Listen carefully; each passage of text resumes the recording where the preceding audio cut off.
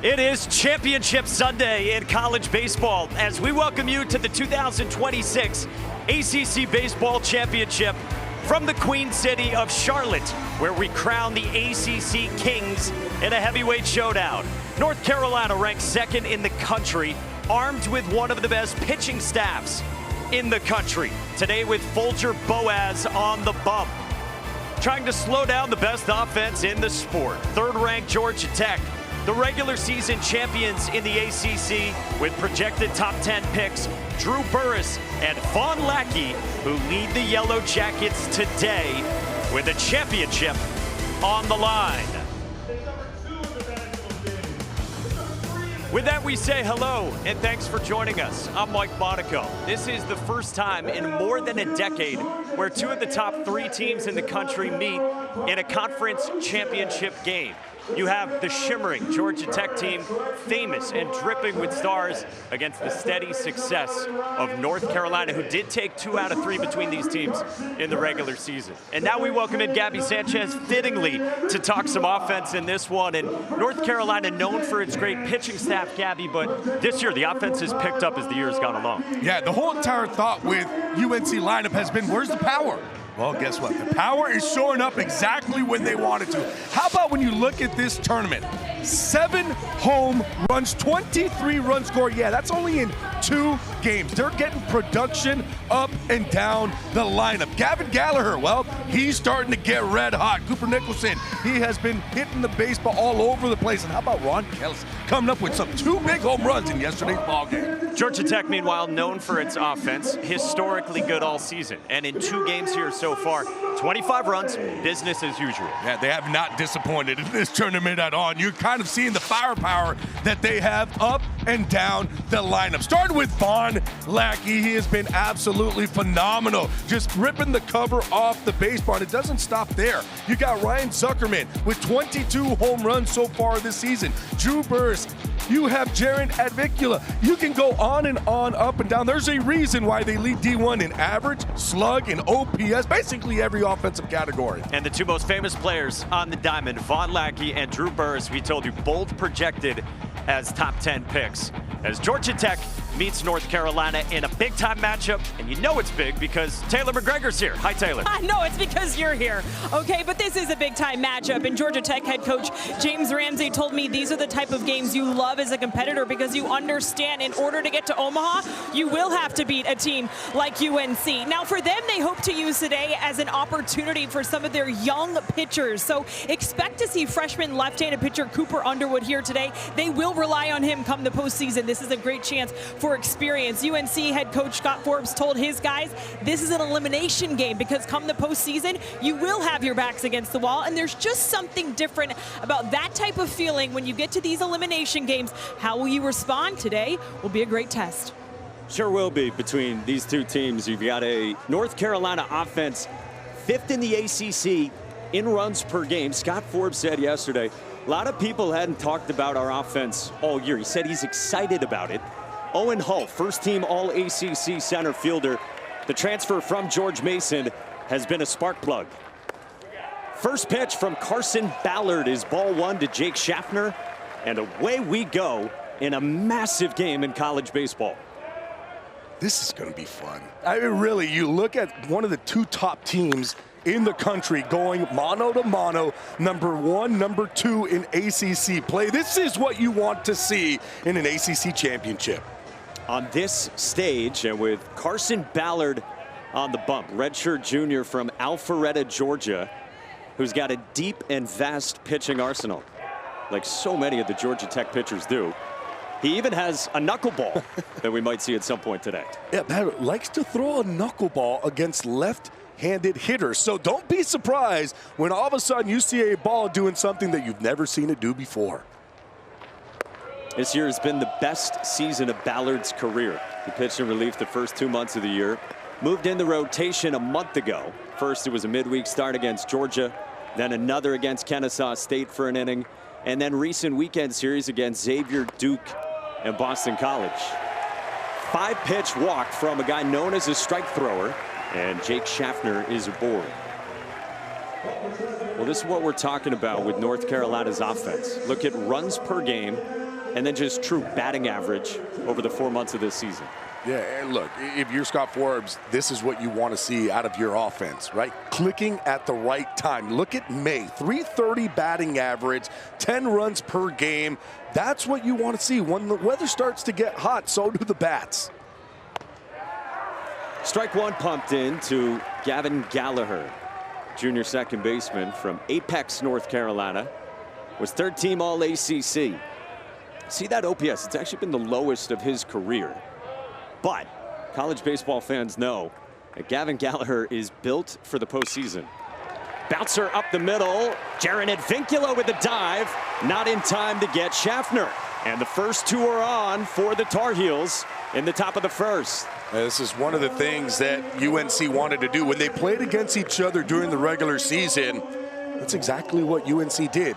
They scored and scored early. They want to continue that. Gavin Gallagher comes up, tries to hit a ball right back up the middle. Advincula showing off that great range, just really can't get the speedy Schaffner out at second. So Schaffner and Gallagher on. And now here's Owen Hull. Junior from Alexandria, Virginia, was first team all-conference. Top two on this team in OPS. Told you in from George Mason, couple of years there. Last year, a total breakout. Big get in the portal, and we showed you the season numbers for North Carolina month by month. Same goes for Owen Hull month by month this year. Yeah, he's been getting better and better as the temperature has started to warm up. You're starting to see a little bit more power out of that bat. Only 6 home runs, but he's been hitting the ball extremely hard. A 371 batting average. He's knocked in 72.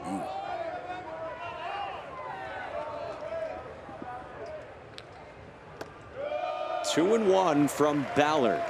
We talked to the Georgia Tech pitching group about Ballard yesterday. They told us Ballard's been great, and they said he's been a really good scheme fit, which you don't often hear in baseball. But with their offense, he's been such a strike thrower. Hull in the air to left. Brochus back into the corner, and it's off the wall. Schaffner scores from second. Zuckerman's tag in time on the relay to get Gallagher first to third. But North Carolina strikes first. Owen Hull with a wall ball oppo. This is one of the things you will see from UNC. They're going to be aggressive, and they know they're going to have to score some runs. But we talked about Owen Hull. The power is starting to come.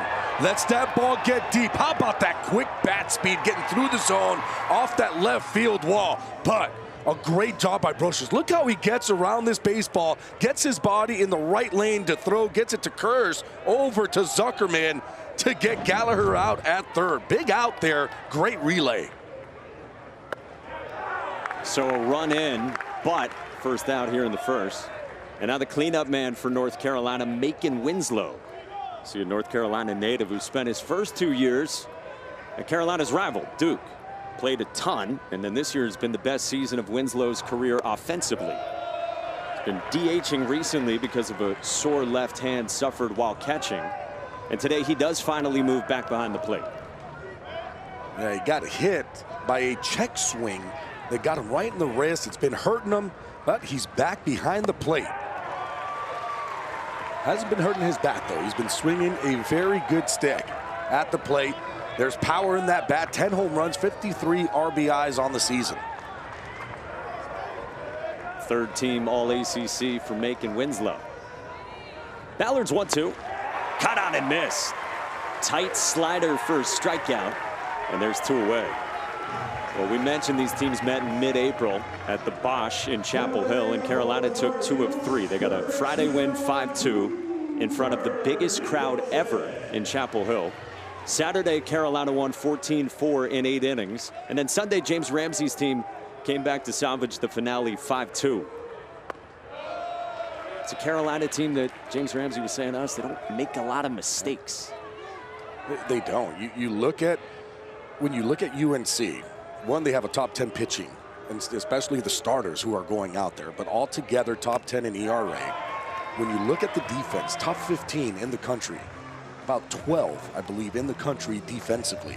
They don't make mistakes. They're very good on the mound. And then 1 through 9, they are pesky. They make pitchers work. It's a lot of pitches. It's a lot of deep deep counts. All they're trying to do is get that pitch count up. If you make a mistake, they really hammer the baseball. 1-2 on Cooper Nicholson. Third baseman and team leader in OPS. Transferred in from junior college. Twice a JUCO All-American at Iowa Central. He's from West Des Moines. Not too far from Omaha, where both these teams are hoping to be. Ballard's 1-2. Nicholson spoils it.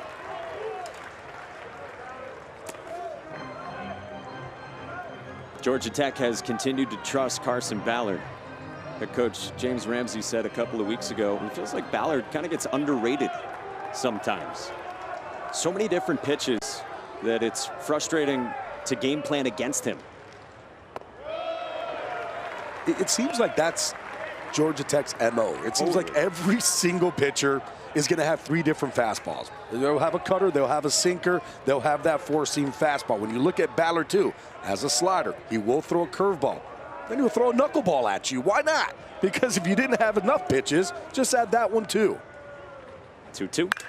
Nicholson, hot shot on a hop. Carson Kearse stabs. Long throw is a dandy by Carson Kearse.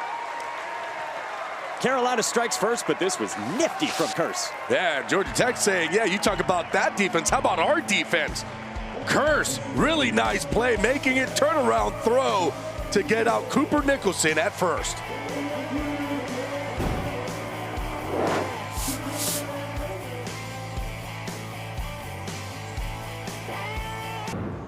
The best offense in the country is Georgia Tech. They average 10.8 runs per game. They're 4th in the sport with 120 home runs this year. And Von Lackey is a superstar. We showed you 3rd overall on our ESPN MLB draft rankings, and that's the industry consensus. I would say that Von Lackey, I wouldn't be surprised, and I get it. There's, other guys there. He could go one of the 3 top picks. And when he started off the season, he wasn't there. They had him down. But, boy, he has been showing what he has worked on this whole entire offseason, which is getting the ball in the air, getting some lift, and all of a sudden the home runs have just been coming in bunches. So it's a big obstacle for any pitching staff. North Carolina has the best in the ACC, and their Sunday starter is the junior lefty Folger Boaz. It's the most he's pitched in any of his 3 seasons at North Carolina, and 2 years ago, of course, as a freshman, he opened the year as their Friday starter before an elbow injury. It's crazy where you could look at a team and see a Folger Boaz as a Sunday starter with the stuff that he has. A fastball of 91 to 94 from the left side, low 3-quarter, has a cutter, will have a slider, has a nice changeup. You don't see this as a Sunday starter in any other rotation in all of college baseball. Boaz on the bump against the Yellow Jackets. Carson Kearse is the shortstop. He's the junior from Marietta, Georgia. He's a top 125 draft prospect, too, because he's had a sensational season. Single season Georgia Tech doubles record. Broke that of Jay Payton back in 1994. Climbing up draft boards. James Ramsey says to us, he's got the little undersized quarterback all-state persona to him. 2-1 from Boaz, and you mentioned the stuff that you like from Boaz. Why the 6.62 ERA? Why hasn't the stuff matched the results? There's been a lot of different things. One of the things has just been location. He hasn't been locating the fastball. Everything out over the plate.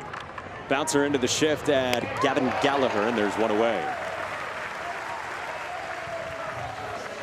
Well, Georgia Tech just mashes, and Drew Burress for the last 3 years has been in the center of it. He is currently tied for the career home run record at Georgia Tech with Jason Varitek, who he got to spend some time with in Chestnut Hill last weekend, final weekend of the regular season. And Burress waiting to get 58. Look, Jason Varitek will tell you, too, he did his in 4 years compared to the 3 of Burress. But Drew Burress is, I guarantee you, there is that thought process in his head of like, I just need to get that one more. It's a powerful, violent swing. Every single time he goes up there, he is looking to do damage. First team All-ACC out of that 5'9", buck-85 frame. 2-0 on Burress.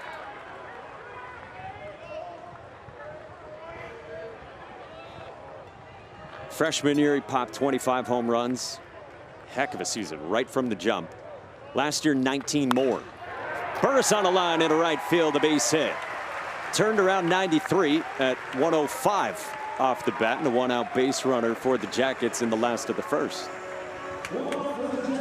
Well, if you're wondering if he thinks about hitting that home run record, he does. And he told me it's going to happen. You mentioned meeting Jason Varitek. I reached out to Tech, asked him about that meeting, and he said it had been a while since I had watched a college game. I met Drew Burris. There's just an aura about him. He said he reminds me of a smaller Evan Longoria, their foot placement, their movement to the ball. But I asked him, what did you say about the record? He goes, kid, you did it in 3 years. It took me 4. So you definitely have the leg up.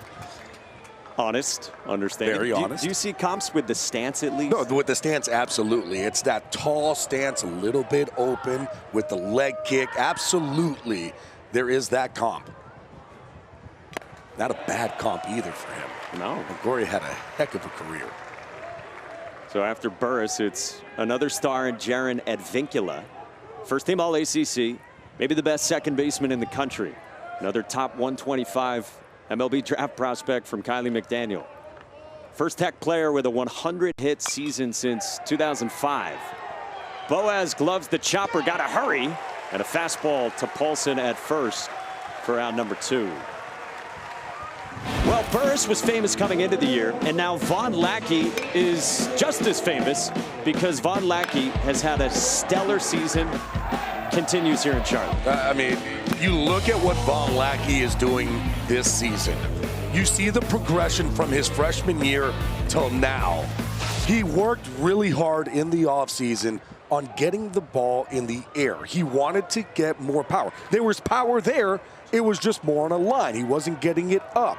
So guess what? He's going to work on his swing. He's going to try to get underneath the ball just a little bit to give him more power. Well, it's worked. 18 home runs on the season.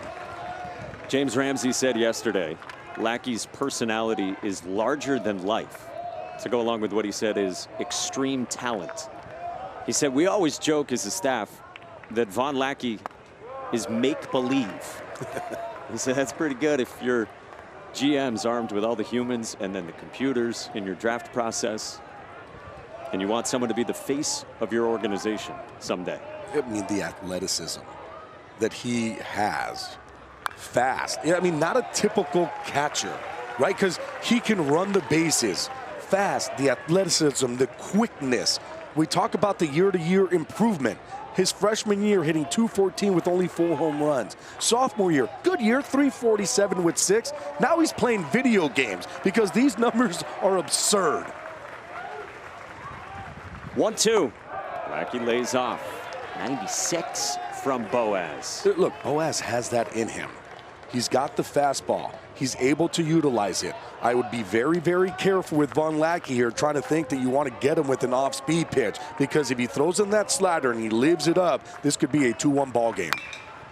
Instead, a chopper left side at Cooper Nicholson. And Folger Boaz posts a 0 against the top 4 hitters in the Yellow Jackets lineup. How's this for a championship Sunday in the ACC?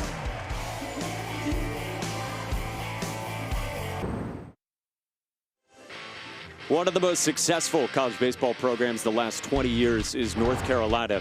Super Regional last year, high expectations again this year. They won 9 of their 10 ACC series, armed with a stellar pitching staff that is 8th best in the country in terms of ERA, with stars all over the place. And right now, according to our friends at D1 Baseball, projected as the number 4 national seed. They'd be a top 8 for the 3rd year in a row. It's just a really complete team, offensively, defensively, and with the bats. And they have shown it, especially in this tournament, that they could put a lot of runs on the board. Tyler Howe, the freshman, goes first pitch swinging to start the second, and the ballpark will hold it. Drew Burris runs it down with the ball not carrying the way it did the first few days. Scott Forbes is in year 6, 25th year overall on staff. Back in late March, he got a contract extension through 2031. Doesn't look too nervous over there. Why would you be? You look at your team, you know what they have, you know that there's a lot of confidence. You have an older team too that's out there playing, who have been here, who have done that. He might have been saying that he thought that ball was carrying off the bat. Yeah. And he would have been right, because the first couple games where it was really, really hot here, about 90 degrees, the ball was jumping. All of a sudden, it gets a little bit colder. Ball hasn't really been flying out of this ballpark. But if you get it, it's going to go. Colin Hynek is the batter. DH and transfer into this program from Georgia State. Georgia native from Rockmart, Georgia. 3 years with Georgia State. Really good year last year. OPS near 1,000. Popped 18 home runs. Carson Ballard's 1-2. Nasty breaking ball. Strikes out Hynek. And there's 2 away. Hey, tomorrow, catch some afternoon Major League Baseball on your holiday over on ESPN. The Yankees are in Kansas City to square off with the Royals with first pitch at 3:30 Eastern. You can watch it live on ESPN, and you can stream it on the ESPN app. Great feel in this ballpark today. Got some blue befitting the Royals here in Charlotte at Truist Field, home of the AAA White Sox affiliate, the Charlotte Knights. We love coming here. Beautiful stadium.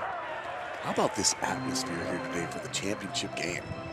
This is the best crowd that we've seen all week long. 2 outs for Eric Paulson, the first baseman and Stony Brook transfer from Massapequa Park, New York. He was a Defensive Player of the Year in the Colonial last year. He's had a solid season with North Carolina this year. Hit some balls hard yesterday.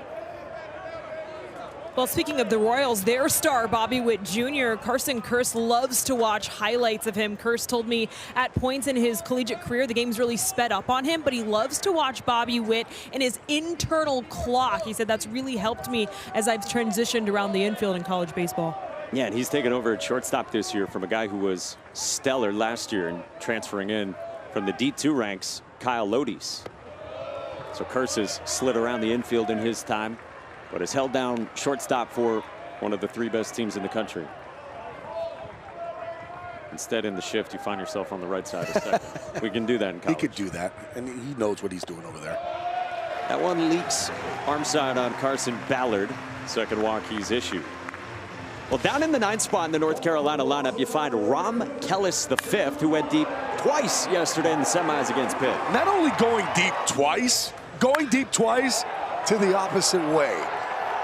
Saying, hey, I like that home run porch. I like to do it a couple different times. And he's just showing off the power. And I was wondering if he was going to get the start because of Carson Ballard being the pitcher and him being a righty. He hits a roller in front of the plate, and Von Lackey pounces. And the inning's over with Kellis indeed getting the start today. Inning and a half in the books. North Carolina up 1-0 on Georgia Tech.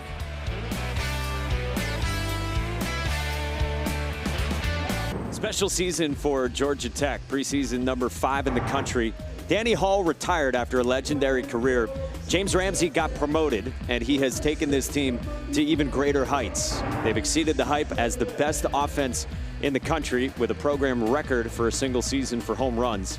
Von Lackey, Drew Burris, and Jaron Advincula, just 3 of the many names with OPSs better than 1,000 for the Yellow Jackets.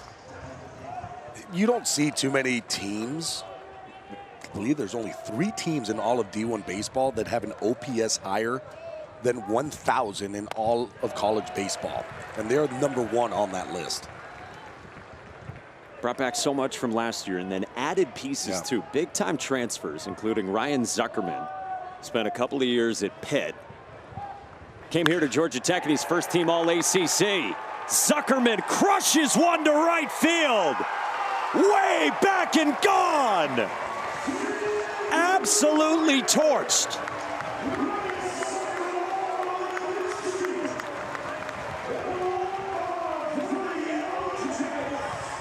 .109 backside for Ryan Zuckerman.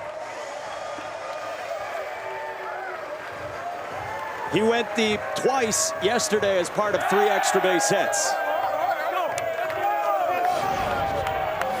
23 home runs on the season. It's a slider Oh, it's a no-doubter. He went to the streets. I mean, look at the right fielder, Ron Kellis. Yeah, Ron Kellis ain't moving. He goes, I'm just going to kind of look to see where that ball is going to end up. And he loses it because it goes over the home run porch into the streets. That's opposite field. We flashed it on the screen. It said 368. That's because it got There's lost. No way. They There's lost it. Yeah, no it went possible way. 368 over the fence, maybe, and then it just went another 100 feet. That ball was obliterated. That's opposite field. We don't see guys pulling the ball that far. James Ramsey said yesterday on the 20 to 80 scouting scale, he said it's 70 to 75 power. Oh, yeah. For Ryan Zuckerman, who's gone to new heights after the transfer in. And what's funny, too, is that we talk about the Georgia Tech lineup, and it's almost like he gets lost in this lineup, and he has the most home runs on the team. But, of course, there's just big names there with the Von Lackey and the Drew Burress of what they've been able to do their whole entire career. They really worked on changing the posture of Ryan Zuckerman's stance and swing. Just freeing him up. He got more narrow. And he's had a big, big year.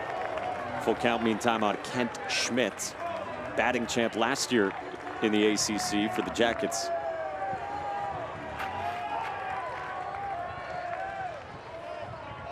Left on left, Folger Boaz is 3-2. Well, it's just up and down the lineup for James Ramsey. So this is 2, 3, 4, and 5 stats coming into today. Good luck. I mean, there's a reason why they're one of the best teams in the country.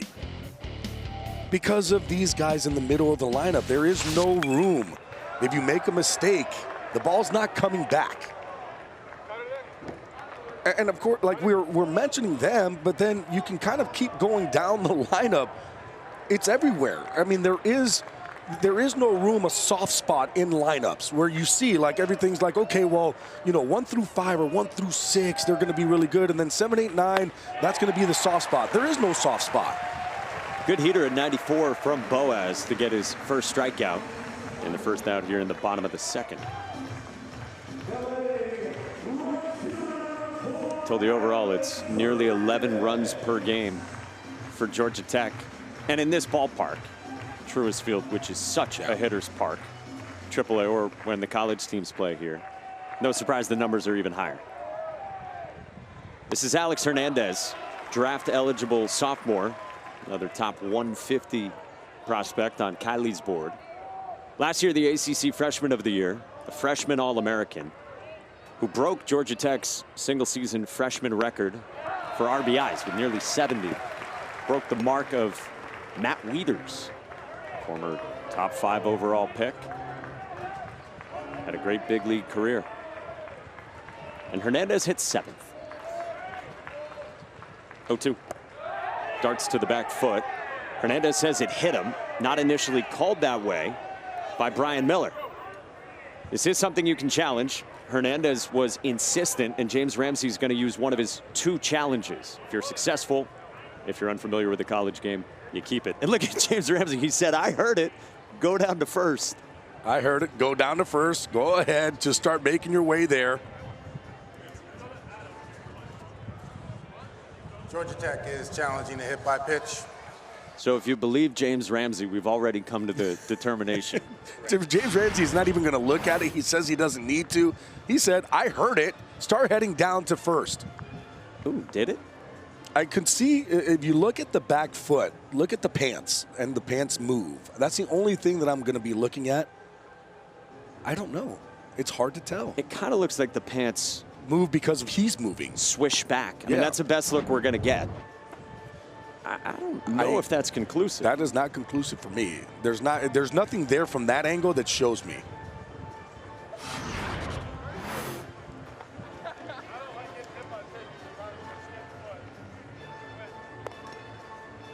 Does it graze the foot? Does it graze the foot? Ramp off? I think it might graze that right foot. Yeah, I think so. And I think you can maybe see the ball kind of pop up when it hits the back foot.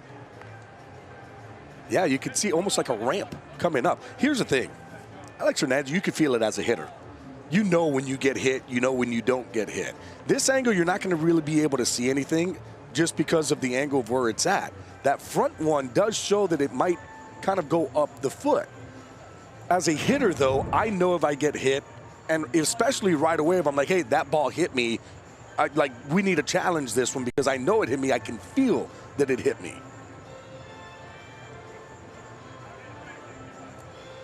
Yeah, so we'll see. Not sure anything's going to be conclusive. Yeah, that's true. Hey, in the meantime, tonight, 8 o'clock Eastern time over on ESPN, it's Game 3, Colorado and Vegas, who's off to a 2-0 lead in the series. All right, here's the word from Linus Baker, the crew chief. After video review, we have no hit by pitch. This call stands. Georgia Tech is charged to challenge. So that ramping off that we think we see? It wasn't conclusive enough. When you're looking at the video, you don't really see it. Ramsey is not happy. He's talking with Linus Baker saying, come on, we can all hear it, but there's nothing they can do about it. Inconclusive. If you lip read, he says that's so bad. You get it from Hernandez's perspective because you said you know it as a hitter. Right. I don't doubt that it hit him. I just don't think there's a conclusive view of it. Right, and Ramsey right now is talking with Linus Baker. He's upset. Linus Baker's like, there's nothing I can do. Like, I'm not the one doing the replay. Hernandez strikes out 93 from Boaz, couple Ks on heaters down. This is, for me, what Boaz needs to do. If you're facing this Georgia Tech lineup, what we've seen all tournament long, what we've seen all season long, is if you attack with the fastball, you're going to have success. It's when all of a sudden you start to think, okay, I got him with the fastball, let me go with my breaking stuff. They stay up, and they make you pay. You look at the home run by Zuckerman. It was a slider. It was left up. Anything up in the zone off speed is leaving the ballpark in this, from 1 through 9 in this lineup for Georgia Tech. Yeah, they have punished breaking balls here in this tournament. This is Will Baker, DH in the 8th spot. Sophomore Australian, was in a part-time role and pretty productive last year as a rookie. And then this year, the numbers much better. Brought in Jaron Advincula at a spot Baker had played last year, second. James Ramsey called Will Baker to let Baker know Advincula was joining the roster, and Baker said colorfully, I'm not leaving. It was like Leonardo DiCaprio. Wolf of Wall Street guy? No, I got you. Okay, thanks. Yeah. I laughed. I didn't know if it was a courtesy laugh. No. I won't do that for you. 4-pitch walk. And Baker's aboard. That's appreciated. And a 2-out base runner for Georgia Tech in a 1-1 game as we go to the 9th spot. And maybe the best 9-hole hitter in college baseball. Parker Brocious, the senior left fielder. You talk about it. Parker Brocious, he's hitting 9th. A 9-hole hitter who's hitting .314 with 9 home runs on the season. That's why this lineup is so deep, because it doesn't matter where you are in the lineup. You have guys that can hit home runs. You have guys that are going to get on base. You have guys who have an OPS of 1,200 out of your 9-hole spot.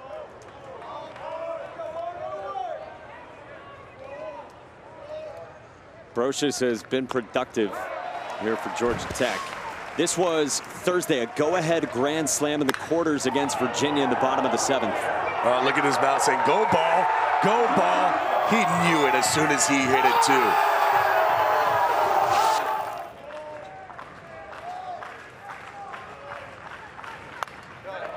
Fouled away by Brocious, who we showed you the numbers, talked about the opportunities he's gotten.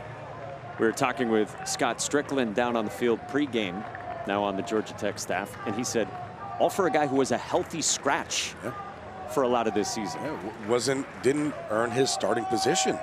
And Strickland said, what I told him was, be the best at giving high fives and patting people on the back and keep working hard. Did that. Check. All right, now is your chance to get out there and show what you can do on the baseball field. And what did he do? Well, just hit. And if you hit, you're going to be in the lineup real quick. Brocious' first 170 career games, he had 6 home runs, no grand slams. Then a recent 8-game stretch with 6 home runs, and 2 grand slams. Folger Boaz is 0-2. Just misses.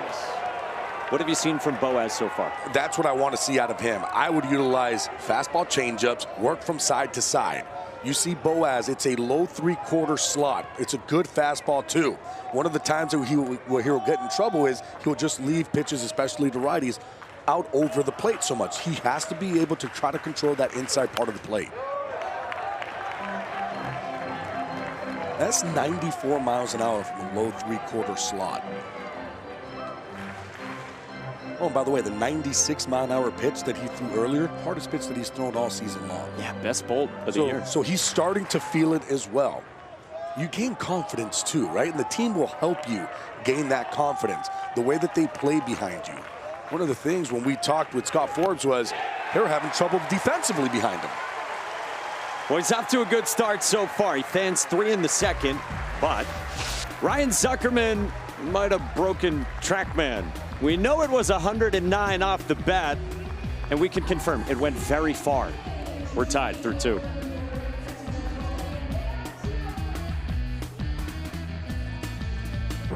Tonight, the UFL lights up. It's the St. Louis Battlehawks against the Houston Gamblers. 7 Eastern right here on ESPN2. And you can also stream it on the ESPN app. With Gabby Sanchez and Taylor McGregor, I'm Mike Monaco with you for the ACC Championship game. Selection show is tomorrow to set the 64-team field in college baseball. And then regionals next weekend, Supers follow, and then Omaha from there. Check it out. We got a souvenir. Oh, you love to see that. How about the smile? Jake Schaffner stings one to center. Drew Burris goes back and runs it down to retire one of Carolina's best bats. Well, Carson Ballard wears number 21, which is incredibly revered at Georgia Tech. 21 honors former Yellow Jacket and Major League player Jim Poole, who passed away in 2023 from ALS. Poole was known for being great at baseball, being even better academically, and also his high moral character. So since 2003, the Yellow Jackets have selected a player each year who represents everything that Jim represented. And this year it's Carson Ballard, an incredibly, incredibly high honor as a Yellow Jacket. That's awesome.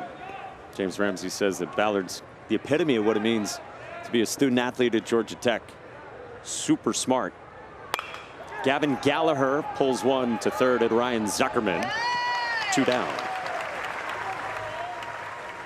And just to go off of how smart he is, he just recently graduated with a biomedical engineering degree. So I had to actually ask, what do you do when you receive that type of degree? Because it sounds hard to even say. He wants to make medical equipment. So he was either going to go to Georgia Tech or MIT. I think that speaks for itself. How about that? Georgia Tech or MIT? Owen Hull, the batter. Danny Hall, of course, the longtime head coach at Georgia Tech, became familiar with Carson Ballard because Ballard went to Wesleyan High School in the Atlanta area. That's where Danny Hall's kids went. So he was aware of Ballard and then knew that Ballard was between Georgia Tech and, yes, MIT. And Danny Hall will tell you, he remembers his last recruiting phone call with Ballard, and he said, if you're really serious about trying to play baseball at the highest level, you're not taking a backseat educationally, because Georgia Tech has excellent engineering programs. So biomedical engineering for Carson Ballard, who is smart. And then that's kind of why James Ramsey says, I think people underrate Carson Ballard a little bit because of that. So he does that and he can throw a baseball. Yeah. Biomedical engineer. 3-1 on Owen Hull. I wouldn't even know what to start. Here's the thing. That doesn't seem like an easy degree to be able to get as you're even playing a schedule of baseball the way that he is, to being able to study, to be able to graduate. And then how about this? Spin the slider to the back foot beautifully. That's what I'm saying. Maybe he studied that one too. In on the hands, rolled the first fair at Ken Schmidt. And the inning is over. 1, 2, 3 for Carson Ballard. When we come back, Taylor's with Carolina head coach Scott Forbes.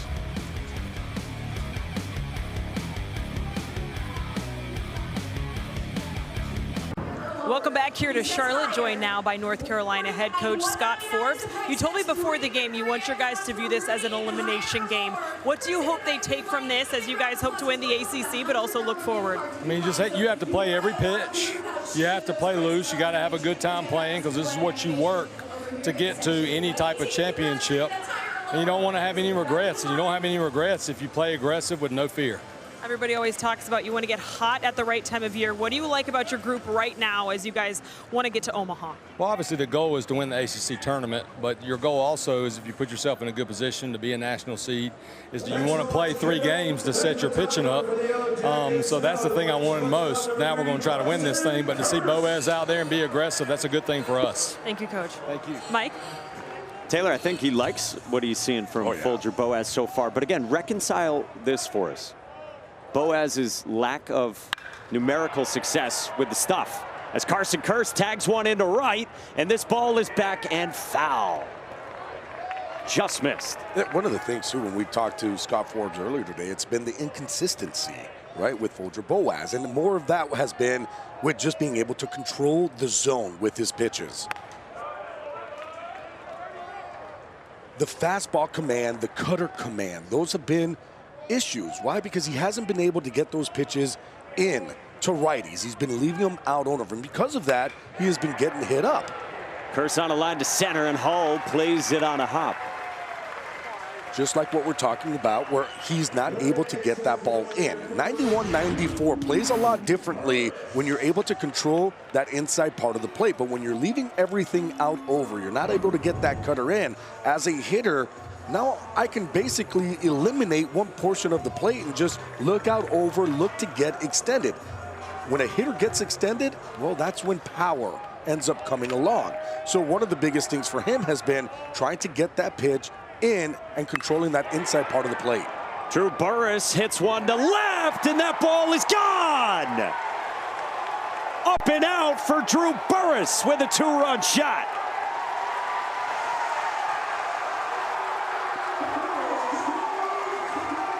Brian DeBrouwer's the left field umpire. He was on it immediately and signaled that it got up and out for Drew Burress to stand alone as Georgia Tech's home run king.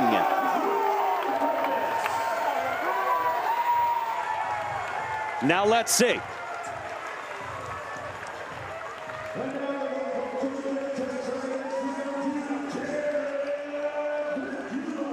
I think in real time it did look like it got up and out. Yeah, it got up and out. They're not going to review this. They're saying that ball's a home run. It hits off the top of the fence, hits off the railing. That's a home run. And Drew Burress, congratulations. He stands alone as the Georgia Tech all-time home run leader. And again, we talk about, too, if you make a mistake with off-speed pitches, especially the slider, this Georgia Tech team makes you pay. He's given up a couple home runs, both off of that slider. And, yeah, he's looking at it going, hey, I saw it all the way. That's a home run. Let me keep running these bases.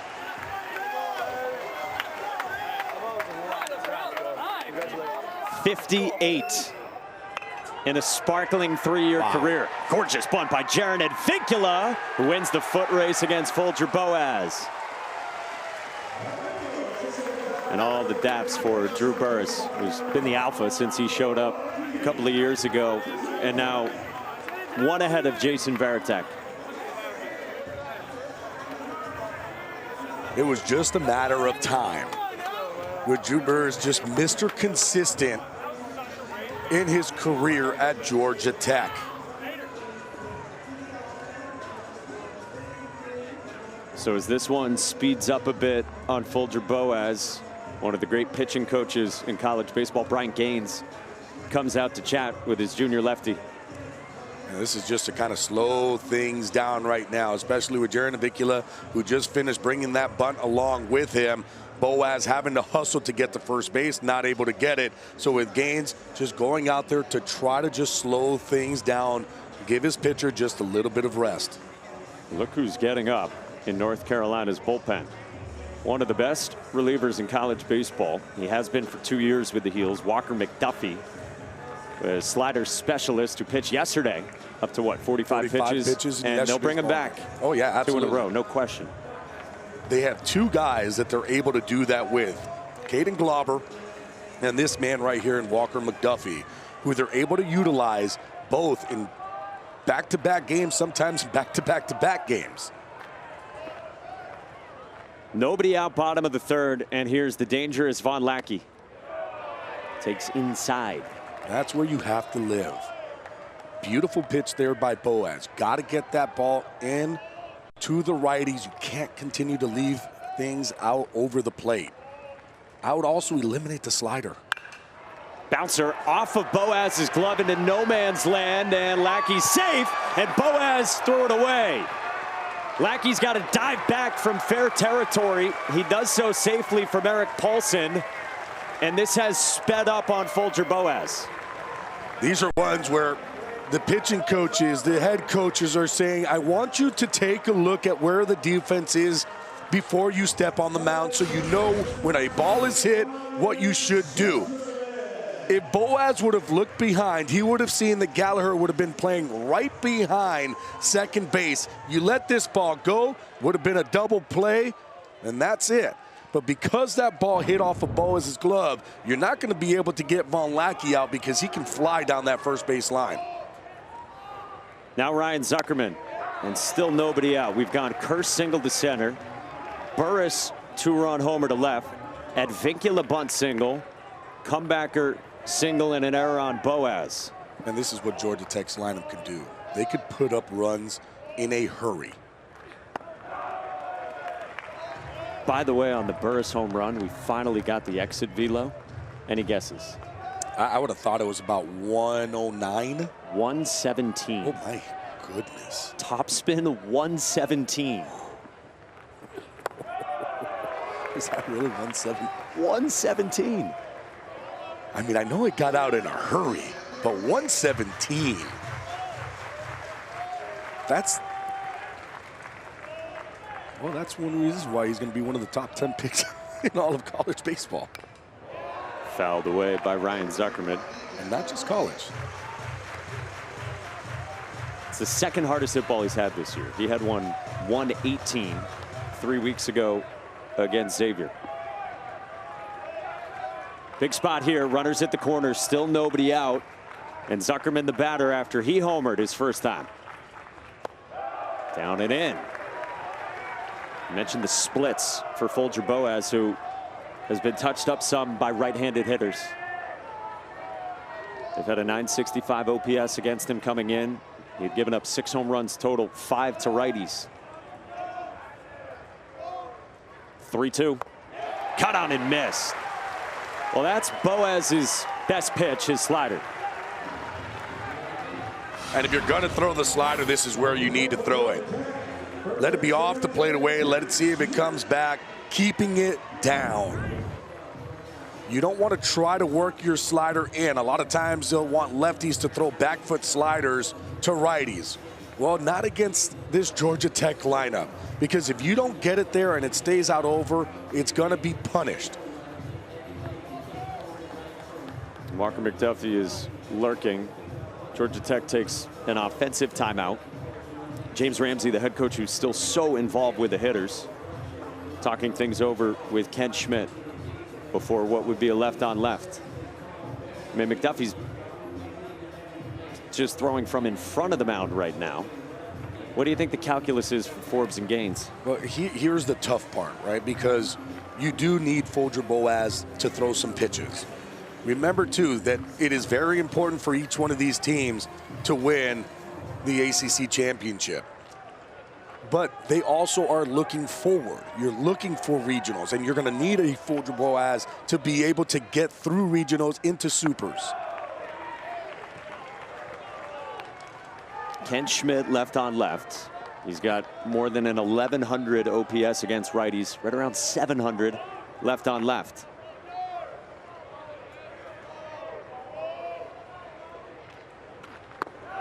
Slider misses, 2-0. Would you get McDuffie going more? It's not like Folger Boaz has been throwing the ball bad, right? Like, he's made 2 pitches where he's left up with the slider and they've just gotten punished. But when you kind of look at what he's doing, it's not throwing the ball bad. But you're one big swing away from this being 6-1. Very true, but you need him, right? You're going to need a Folger Boaz to be able to win a regional. Stop right there. So you're valuing the long term. The long more term, so right? So you're gonna need him to be able to throw the baseball, and it's not like he's throwing it bad. He's not going up there and walking everybody. I mean, this was a 4-pitch walk, but these pitches are close. Now is the chance here where all of a sudden you might be looking for McDuffie to come in, because you don't want this game to get away from you, and especially with Alex Hernandez coming up, which is a righty. You know that he has struggled against righties in this season. 8 base runners against in 2 1/3, and now Walker McDuffie is really starting to get lathered. Still only 1 out. Bases loaded for Alex Hernandez. Down ball 1, and Boaz has lost the zone.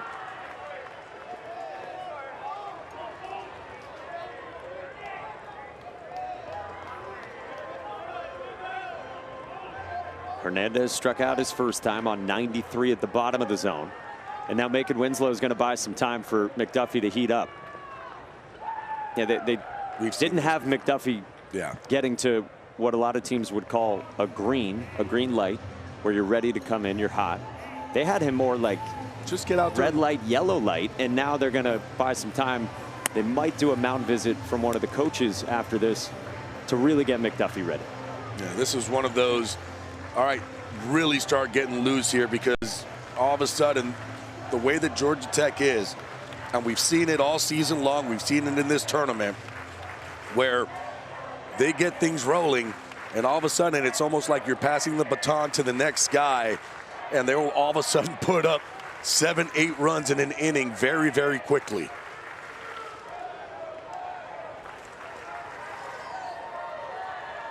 McDuffie's getting some final words down there as Hernandez climbs back in.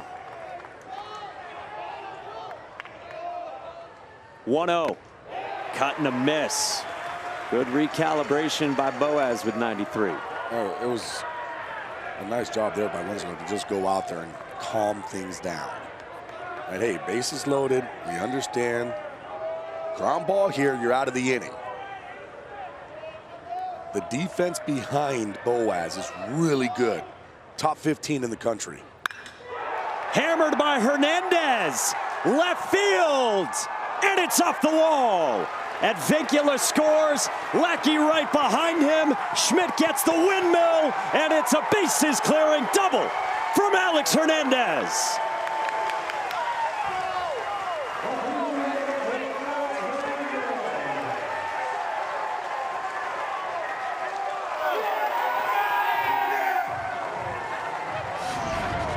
Alex Hernandez gets a sinker, and where is it? It's out over and elevated. Hernandez thinks he got it. Why wouldn't you? You hit it 106 miles an hour off the bat, hits right off the wall. You had great base running too by Georgia Tech.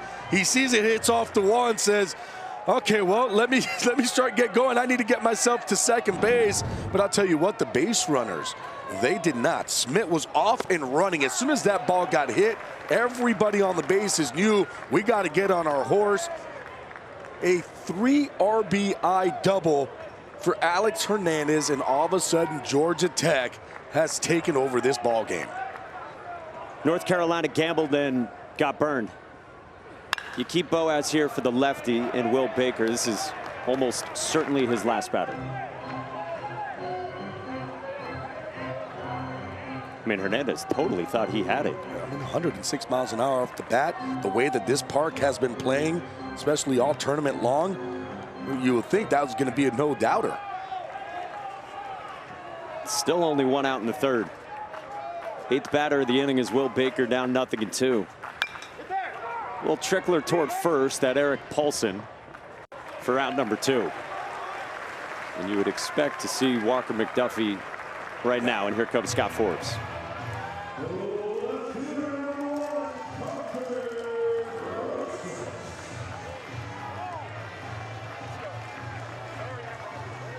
Big inning for Georgia Tech. 5 runs in this bottom of the third. to chase Folger Boaz in this ACC tournament championship game. The biggest swing and the hardest swing in this tournament from Drew Burress. 117 off the bat to stand alone in the illustrious history of Georgia Tech baseball. Drew Burress is the sole home run king, number 58 in a sparkling 3-year career.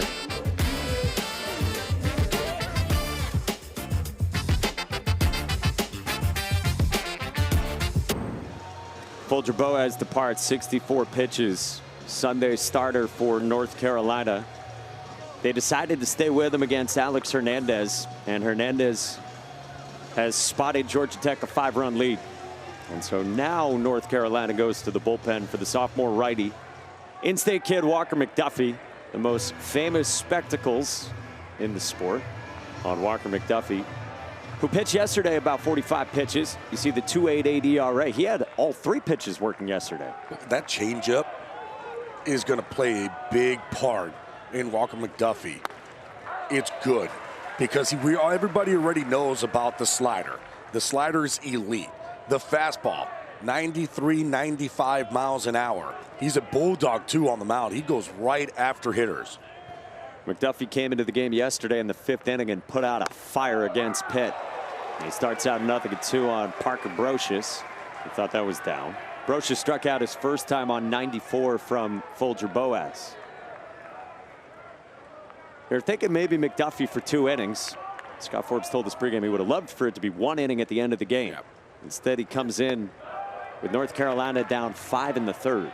I wouldn't be surprised if McDuffie is going to throw, 45 to 50 pitches again today. That is what kind of you see out of Walker McDuffie throughout this whole entire season.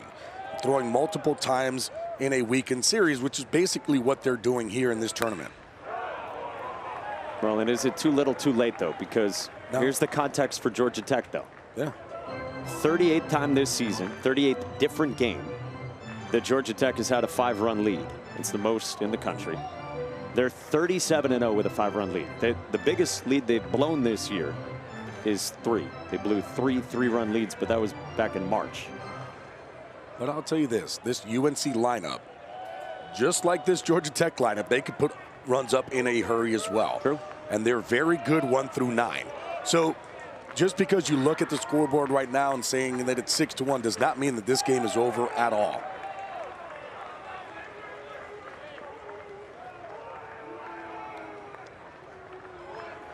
Two and 2 on Parker Brocious. But that's exactly why you bring in a Walker McDuffie right now. Stabilize it. Just stabilize. Let's just, get us back into the dugout. Let the hitters start going. Let's put some runs on the board.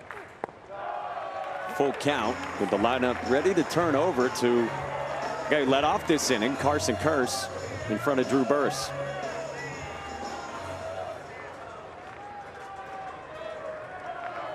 McDuffie's done a lot of this year, pitching on back-to-back days. 3-2. Known as a real slider guy last year when he burst onto the scene as one of the great relievers in college baseball as a true freshman. Scott Forbes said in his pregame that the changeup, which was there yesterday, has been a big key for him this year. Yeah, he likes to throw the changeup, especially against left-handed batters. It's something that will go away because that slider's going to come in. Now he has a pitch that can go away, and it jets out there. Brocious went around on a darting slider from McDuffie, and Winslow got it there in time to cap the K. Damage done. Georgia Tech hangs 5 on Carolina in the 3rd. Taylor's with the Jackets' first-year head coach, James Ramsey, when we come back.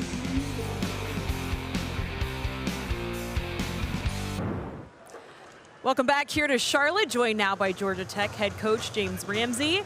Drew Burress, now the career home run leader at Georgia Tech. What did you say to him when he got to the dugout? Oh, I mean, there's nothing to say, just how special he is. And we've all been wanting it for him, and I told him I've never chased a home run record. So, he's been wearing the weight of that a little bit, but it's so fitting in a championship game that he just gets to play the game. He goes backside his first at bat. I did come over and say after that happened, we'll expect to hit one when stuff like that happens for him. This offense can beat their opponent opponent in so many different ways. From your perspective, what makes this group so dangerous? Yeah, it's their grinding, man. They're just, every single guy is willing to put the bat down and take a walk, take a hit by pitch, have a base hit bunt like Invicula did after the home run kind of kick-started us. Hernandez could have moped his first at bat on that borderline hit by pitch. He didn't let it affect him. His next at bat has a huge swing for us. Thank you, Coach. Mike? Taylor, James Ramsey used the phrase wearing the weight for Drew Burress. Speaking of wearing the weight, we got into James Ramsey's health and fitness and caffeine habits with him down on the field pregame. Macon Winslow leads off against Carson Ballard in the 4th. And we were wondering with James Ramsey what his caffeine intake is like, because every time we've been around him through the years, he's had a lot of energy. Macon Winslow floats one in the left, and that'll fall in front of Brocious. A leadoff single for Macon Winslow. James Ramsey is a coffee connoisseur. He told us he goes with the Ethiopian pour over in the morning. 400 milligrams of caffeine over 12 fluid ounces to get the day started. And then he's got a weighted vest workout routine on the treadmill. And he and the other coaches on staff, they're done and ready to go, having worked out by 9 a.m. at the latest. Caffeine's not done there. He was planning on 2 sugar-free Red Bulls before first pitch today. Cooper Nicholson flies out to center at Burress, and there's one away. James Ramsey's ready to go. He's ready to go. I mean, energy to be able to give to everybody on that team, because, boy, that's a 400. Is that Get you going? Get the heart going, that's for sure. But he's an all-time sleeper. When he was in the Indians organization, back when they were the Indians, they did a sleep study with everyone in the organization. And among 100+ people, he slept the best. So he's figured out the proper balance of caffeine and sleep. You should share that wisdom for all of us. High energy first-year head coach taking over for Danny Hall. Fouled back by Tyler Howe. Flew out to center his first time. Former ACC Player of the Year, first-round pick in 2012 by the Cardinals. The heart and soul of Florida State's 2012 Omaha team.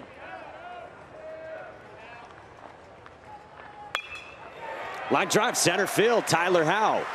Good answer from Carolina with 2 singles right away in this 4th, and there's a long way to go for a Carolina offense that's been in gear this month. You look at this Carolina offense, especially in this tournament, 23 runs they have scored coming into this ball game, 7 home runs. They have also been able to put up a ton of runs in a hurry.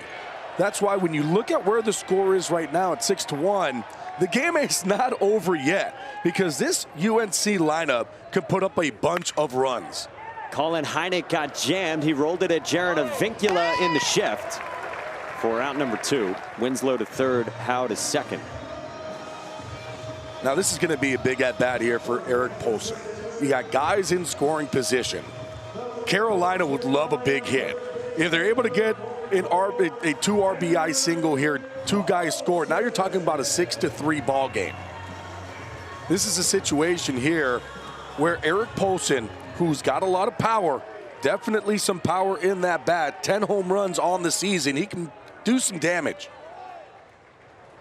Including Oppo yesterday against Pitt in the 5th inning for the Stony Brook transfer. Yeah, letting that ball get deep and showing off the opposite field power.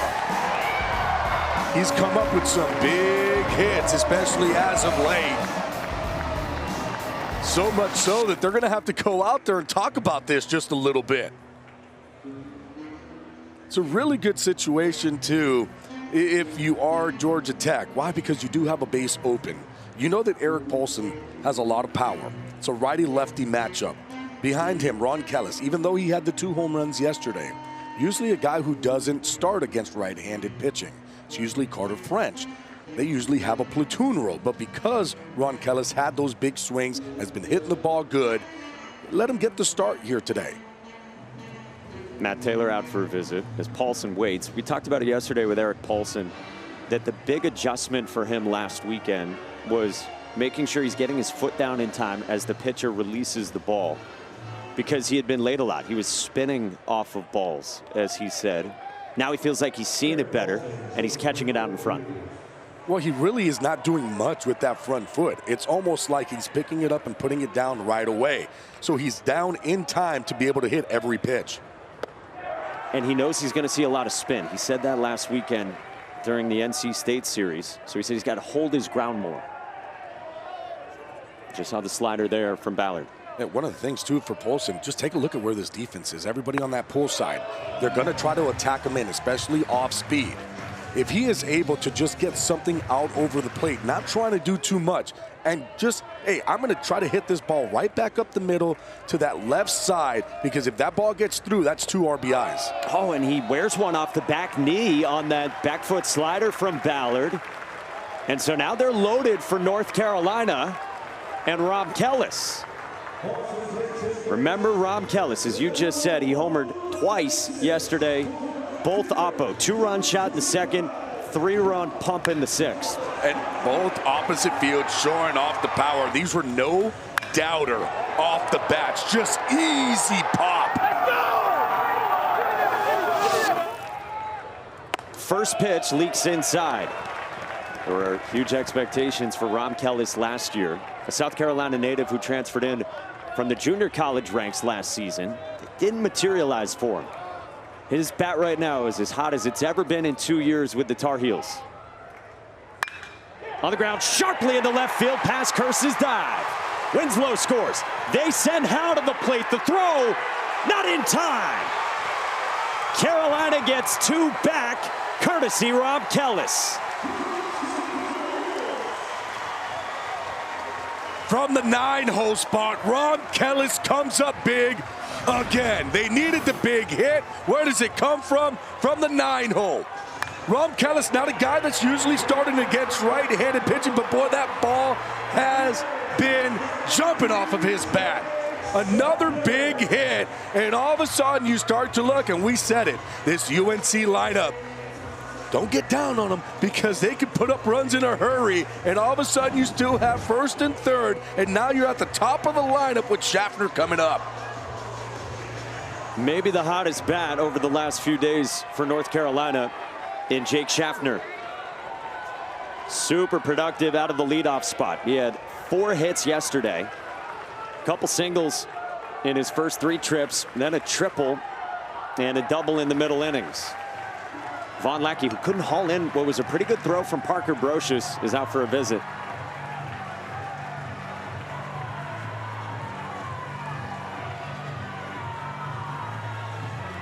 Let's have another look at Brocious to the plate to Lackey. I mean, great throw by Brocious out in left field, throwing this ball in. Lackey, he understands too, and I'll tell you this why, because Tyler Howard did a really nice job with his slide home of contorting his body. So Lackey understands that he's going to have to try to get this ball and try to make the tag at the same time. It's not like he can reach out, get that ball, and then make the tag. He has to do it basically simultaneously as he's catching and going because of how fast Tyler Howard is coming through that plate. The most trusted lefty in the Georgia Tech pen, you saw Brett Barfield, is coming on for Jake Schaffner. James Ramsey makes the move and will go to one of his best bullpen arms in Brett Barfield.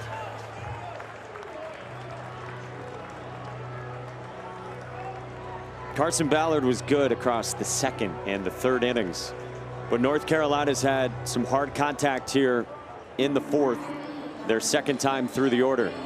And before Ballard would face Jake Schaffner for a third time, James Ramsey instead opts for the left-on-left matchup. Huge spot in this game, ACC baseball championship game in Charlotte, North Carolina.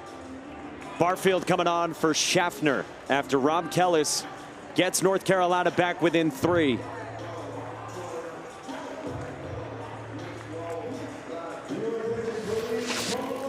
Rob Kellis has been cooking, and it's now a 6-3 ball game.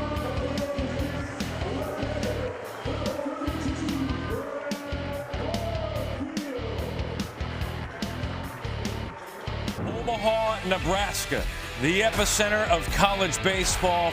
Teams holding their breath for a chance to dogpile in America's heartland. It's the NCAA Baseball Selection Show with watch parties all over the country. Let the road to Omaha begin. That's tomorrow at noon Eastern, where the field will be unfolded. Latest projections hot off the press from our friends at D1 Baseball. And what's really interesting is that NC State and Pitt are bubble teams. Right now, NC State is the last team in, and they've got Pitt as the third team out of the field. And we had a stolen bid yesterday in the Big West. UC Santa Barbara bowed out. UC San Diego won the automatic bid. So because of that, the Big West becomes a two-bid league, and that moved Pitt out of the field. Jake Schaffner against Brett Barfield. It is a left-on-left, but reverse splits for Barfield. Yeah, when we start to look at Barfield's numbers, well, lefties are hitting them way better than righties are. One of the main reasons why, very heavy fastball against left-handed hitters. Left-handed hitters have been tattooing them. Jake Schaffner pops one up in the air to center at Drew Burris, and Barfield gets out of dodge. But North Carolina gets two. Three-run ball game in this heavyweight tilt in the ACC title game.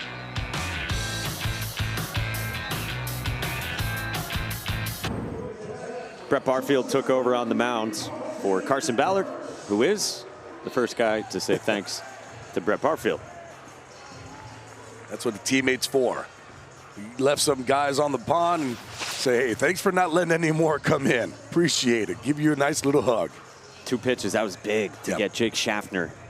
Great, great hitter for North Carolina to fly out to center.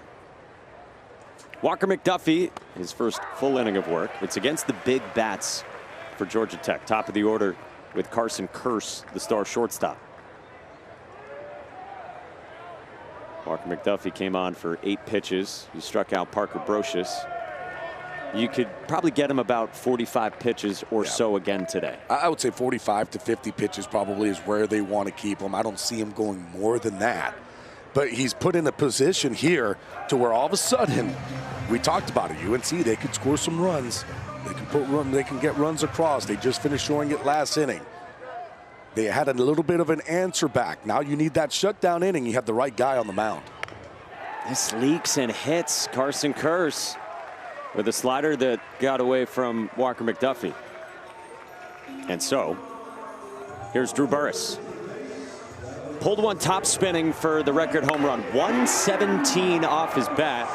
And I thought it was interesting, James Ramsey said to Taylor that when they saw Burris go opposite field single in the first, that was an indicator to them that good things were coming. A lot of times, too, Burris will get pull happy.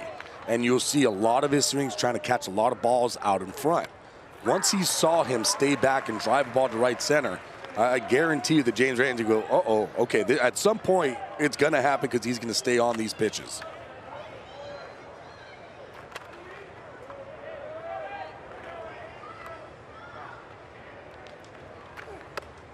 Up and in, and a sword with a fastball with all kinds of life from McDuffie. And this is just because it all got set up, because why? He was throwing that fastball away. This time fastball in, and Burris trying to cheat to the spot, couldn't hold up, and he got sorted. Now 0-2 on Burris. McDuffie deals. Strike 3 called. Burris can't believe it. He is stunned. He thought for sure that was off. I think he's got a pretty good case actually on the first and third pitches there, but nonetheless, that's good work from Walker McDuffie. I mean, the setup went fastball away, went fastball in, throws slider away. I would agree with Burris. It was probably a ball, but just the way that he got set up here with the fastball, and then all of a sudden, boom. Fastball in, off the plate, slider down and away. Jaron Advincula trickles one gently at Eric Paulson, who goes to second to get the lead runner in Carson Kearse. Really nice job there, too, by Paulson. Slow developing. I thought that he was just going to be able to get that ball and say, you know what, I'm going to go ahead and get the out at first, and realize, no, you know what, I can go over there, even though it's Kearse running, I can get this play. Let's just get the lead runner. Nice and easy. Great throw over to second base to Schaffner. Very nicely done. Once again, North Carolina can really defend this year. We told you Paulson was the conference defensive player of the year at Stony Brook last season. Von Lackey takes down.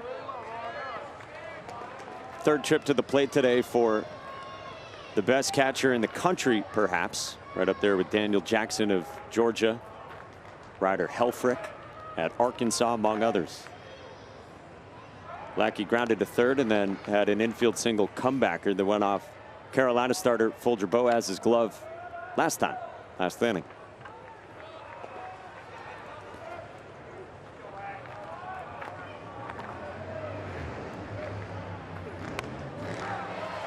Slider for a strike from Walker McDuffie. And one of the things that I'm going to be looking at is that pitch count. It's not about the ups and downs, right? If Walker McDuffie goes out there and he's just cruising through this lineup, Forbes is going to let him go. But I do feel like they do have a pitch count that they don't want for him to go over.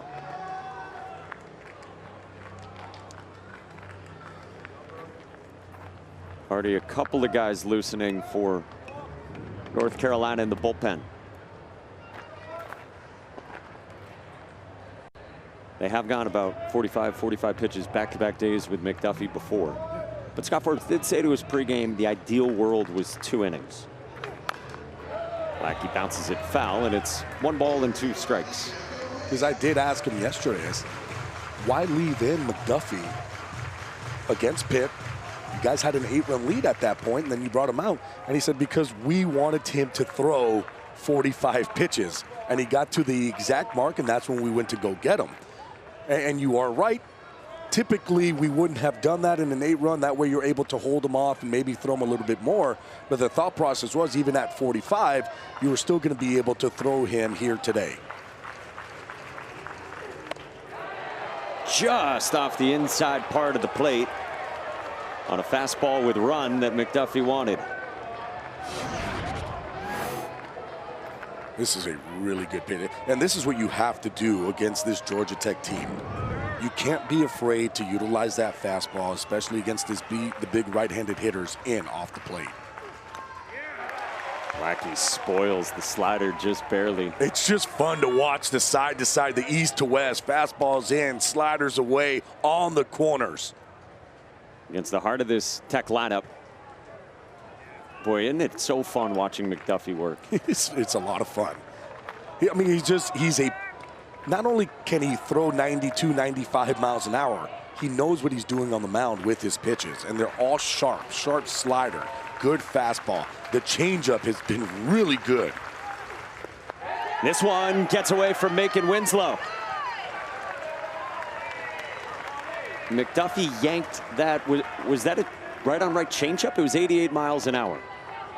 I think he tried to just overthrow the changeup a little bit too much rather than just let it work, and that's exactly what it was. He didn't let it get off of that pinky finger. It almost looked like he pulled that changeup. Sometimes guys think that they have to throw it too hard, but when he just releases it the right way, that ball works. And Von Lackey takes his medicine and walks. And so now Georgia Tech's got 2 aboard. Pitch count at 23 for Walker McDuffie. And Ryan Zuckerman coming up. 109 off his bat the opposite way, leading off the second. Yeah, this is a no-doubter. Got a slider out over the plate and hit it over everything into the street.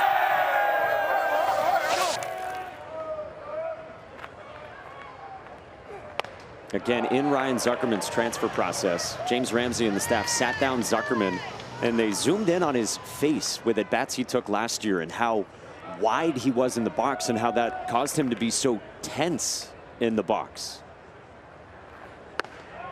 They have narrowed his posture this year. They have, in their words, freed him up, and that's helped the bat, which always had power. Yeah. The goal this year was to cut down on the chase and the swing and miss. 2-1. When you're free and easy in the box, there's a couple things that it does. 1, quicker bat speed. 2, now all of a sudden he's loose in that zone to be able to hit multiple pitches. It's not just a one-track mind. A lot of times guys who are maybe spread out, who try to be too hard, they're trying to just pull the ball and get the ball in the air pull side. Now all of a sudden he's a lot freer. That bat speed's going to get through the zone a lot quicker. and he's been showing off the power to every single part of the field, left to right field. 2 on, 2 out. Walker McDuffie's 2-2 to Zuckerman. Dotted at the bottom of the zone. That's clutch for the second day in a row from Walker McDuffie, one of the premier relievers in college baseball. This is absolute paint at the bottom of the strike zone. 93-mile-an-hour fastball. Huge out, first shutdown inning.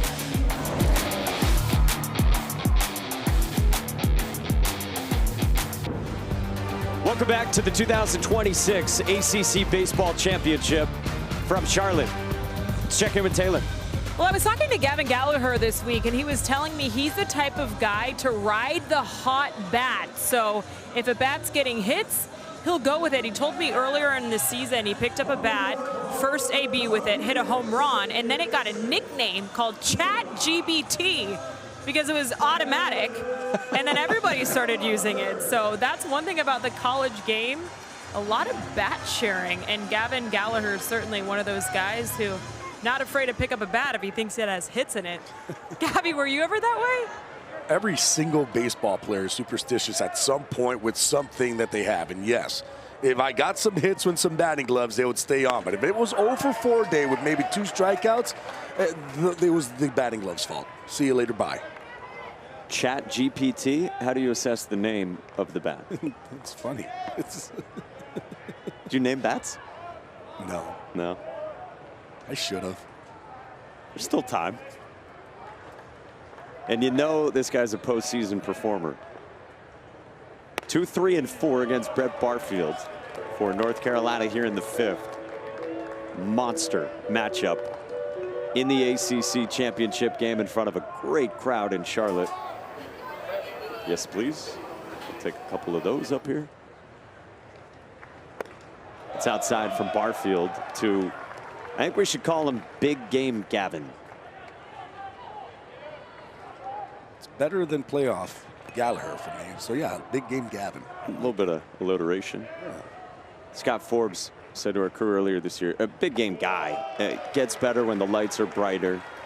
It's been well documented if you follow this team closely that ever since Gavin Gallagher's freshman season in the postseason, he's been a monster. Most outstanding player of a couple regionals, including as a rookie in Chapel Hill. He walks here on 5 pitches. Well, specifically to the ACC tournament, he's been productive over the last couple of seasons. Gallagher last year in 3 games, 4 for 10, couple doubles, couple RBIs, as Carolina won the title against Clemson last year. And then here this year in Charlotte, Gallagher with a home run yesterday in the 1st inning. He doubled, and he walked also in the semis against Pitt. He's on with nobody out for Owen Hull. And Hull hits one well. In the air to left. Broche is back, and it's gone! It's a 1-run ball game as Owen Hull launches.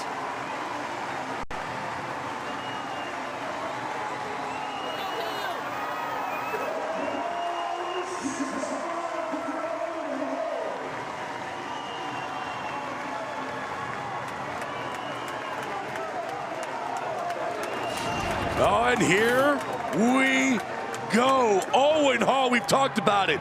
The power is starting to come. Short, quick, compact, 105 miles an hour off the bat, 392 feet. And all of a sudden, it's a 1-run ball game. This guy has been locked in as this year has gone along. Has really started to rake down the stretch of this season after transferring in from George Mason, adjusting to this level. And look at the damage he's done specifically in the 4 games now against the Yellow Jackets. 6 for 14 and a 2nd home run for Owen Hull. 1-run game, 5th inning here in Charlotte, and a big fly to the backside for Owen Hull. A beautiful swing. Quick, straight through the zone, backside through it. 2-run homer. to make it a one-run ball game.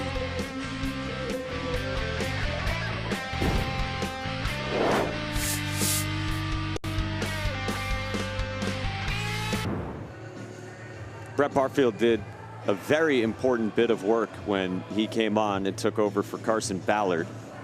But here in the 5th inning, 2-run shot from Owen Hull has tightened this game, and the Jackets go back to the pen. This UNC team, relentless. We talked about it. They're very good 1 through 9. They've got power. They've been showing off that power, especially here in this tournament. Caden Gaudet comes on. He's a redshirt junior from Alpharetta, Georgia, out of Milton High School. Been a part of this Tech pitching staff the last 3 years after a redshirt 3 seasons ago. We saw him yesterday against UM, pitched in an inning and a third. Really good slider, likes to throw it. You'll see it a whole bunch. 62% of the time, he's throwing that slider. Good fastball, 90 to 93, but it's going to be a predominant slider mix. Yeah, got those 4 outs yesterday on just 16 pitches against J.D. Arteaga's Miami Hurricanes. Nobody out in the 5th inning, and this game has totally lived up to it so far. Making Winslow in the cleanup spot, the first to face Caden Gaudet. Winslow struck out on a slider his first time against Tech starter Carson Ballard. And then a single to lead off in the 4th. Came around to score.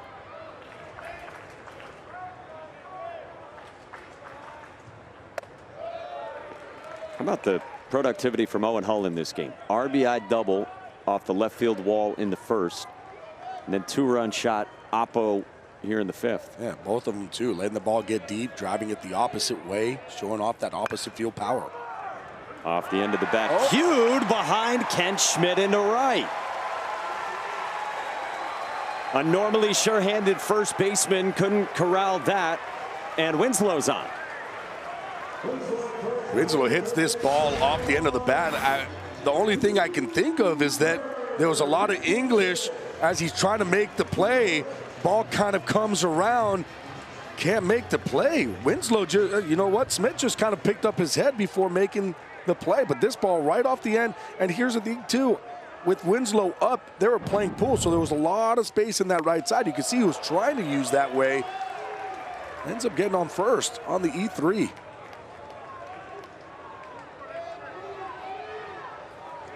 In front of Cooper Nicholson, who's got prodigious power. Gets under this one on the infield toward the second base bag at Jaron Advincula for the first out. Hey, ESPN's the home of MLB.tv. If you hear that music, you know what it means. Stream every out-of-market game live or on demand with the ESPN app. Blackout and other restrictions apply. And for more info, you can go to ESPN.com/MLB.tv. We're going to get a little push here. You got to let it keep going. Oh, let's go. Is that Julius Peppers' jersey? This is going to take a while. We don't wish for rain, but the rain would have helped there. Little Tar Heels jersey.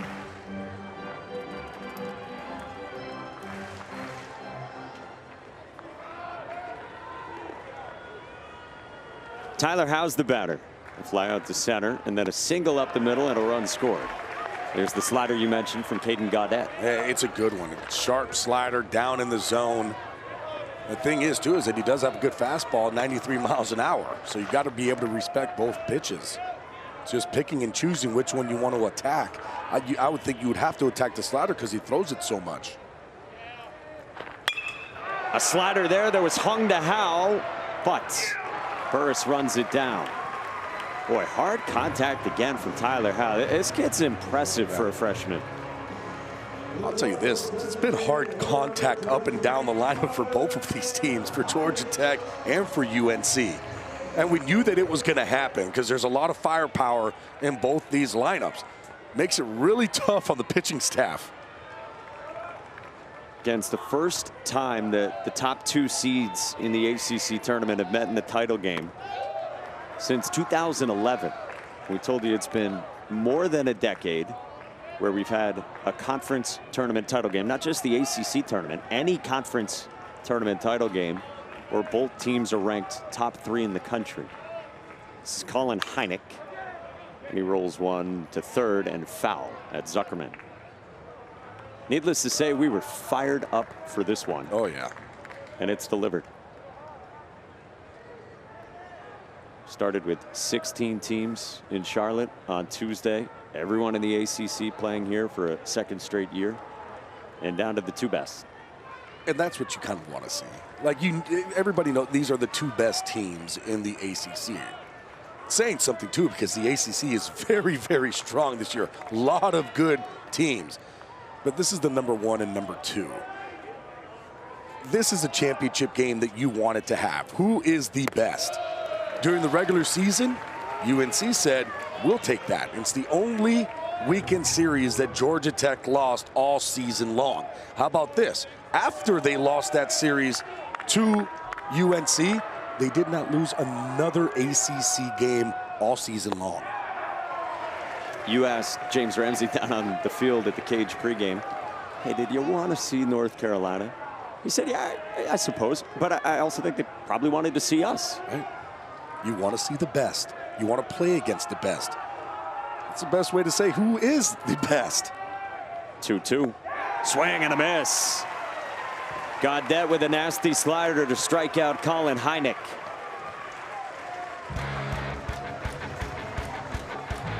This one has gone back and forth. A little topsy-turvy in the ACC championship game. That is well done.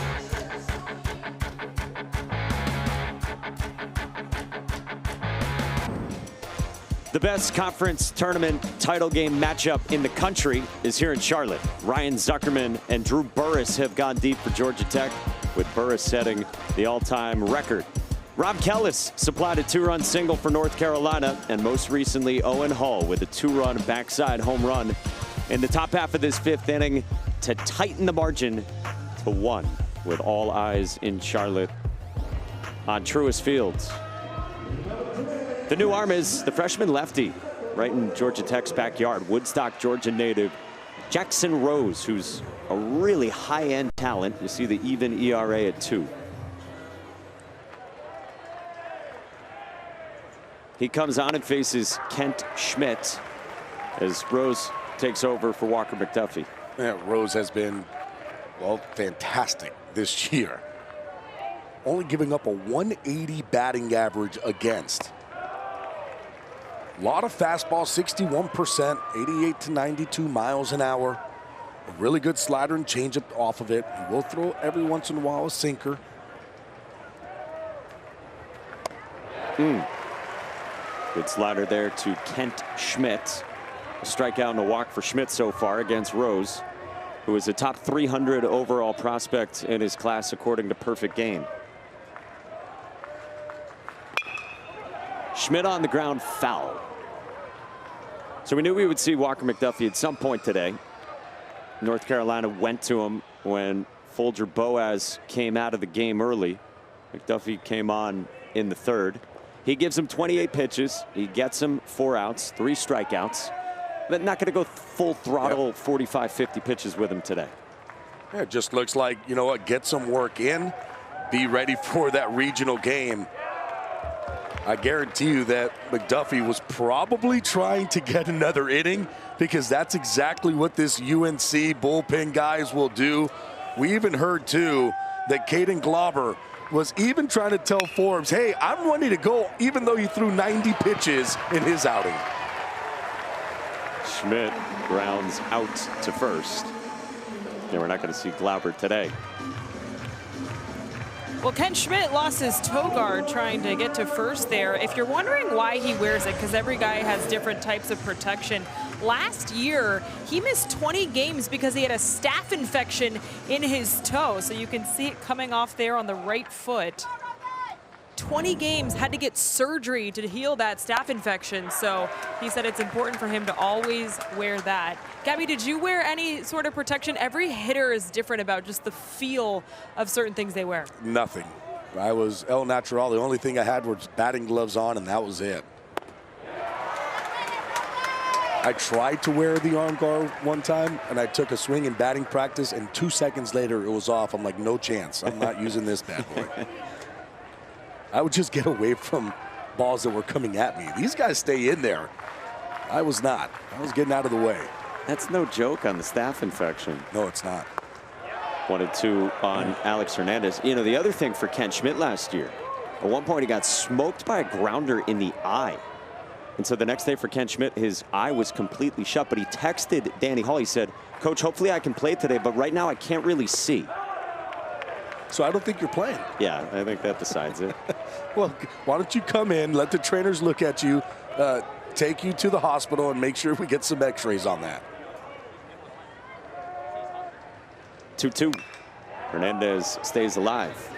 So Ken Schmidt, when he was going through all that, he wasn't traveling with the team, but he was very active on Twitter. So you were getting Georgia Tech's first baseman's thoughts on their games while they were playing, and he was watching like everyone else was. He said it sounded fun on Twitter, but it stunk. He wanted to be out there, obviously. Swing and a miss. Pretty nasty from Jackson Rose with a back foot slider. Hey, tomorrow, catch some afternoon Major League Baseball over on ESPN with the Yankees in KC at Kauffman to take on the Royals. First pitch at 3:30 Eastern. You can watch it live on ESPN, and you can stream it on the app. What a great crowd here in Charlotte. We love going to Durham, Charlotte every other year, back and forth.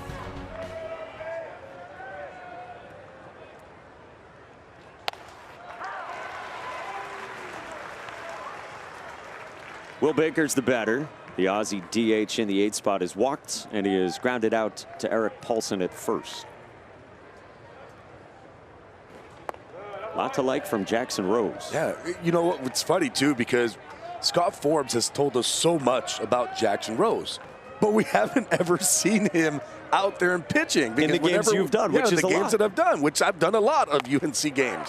And I'm always thinking, like, does he even exist? Because I can see that there are numbers there, but every single time we have a game, we never get to see him because you either have Glauber or McDuffie, who those are the guys who are coming out. Rose is really fun to watch on the mound. Ooh, he wanted that. I think a little bit away on 93. I mean, it's 92, 93 from the left side. Really good slider. And right now, he is just spotting pitches. Just a little bit off, but man. Swing and a miss. Jackson Rose is nasty. He fires up Carolina, and the momentum has started to turn in the 5th inning. Georgia Tech still leads by 1, but here comes Carolina with a heavy heels crowd in Charlotte.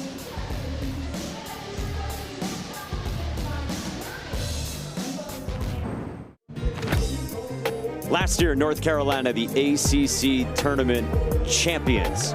This means so much to Scott Forbes. You know he is always full throttle in a conference tournament. Hunter Stokely, Jackson Vanderbrake, some of the vets for North Carolina helped get it done against Clemson. 14-4 at the DBAP with Commissioner Jim Phillips there to celebrate with the Tar Heels, who've got another outstanding ball club this season. Eric Paulson, Scott Forbes, all smiles. They face a new arm for Georgia Tech, who goes back to the pen for Justin Shattuck.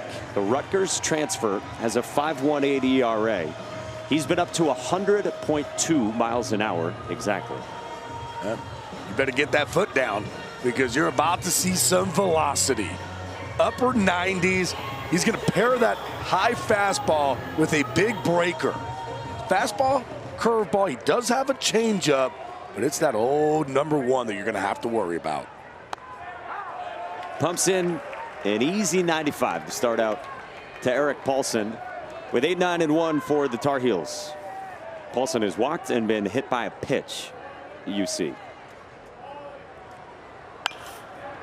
Another foul, nothing in 2 on Shattuck. Well, Shattuck looked like he's just getting things started. 95, that last one 96. It's straight from over the top. He likes to pair it with the curveball. Wouldn't be surprised if you see it here. Swing and a miss. What'd you say? It's a nasty curveball.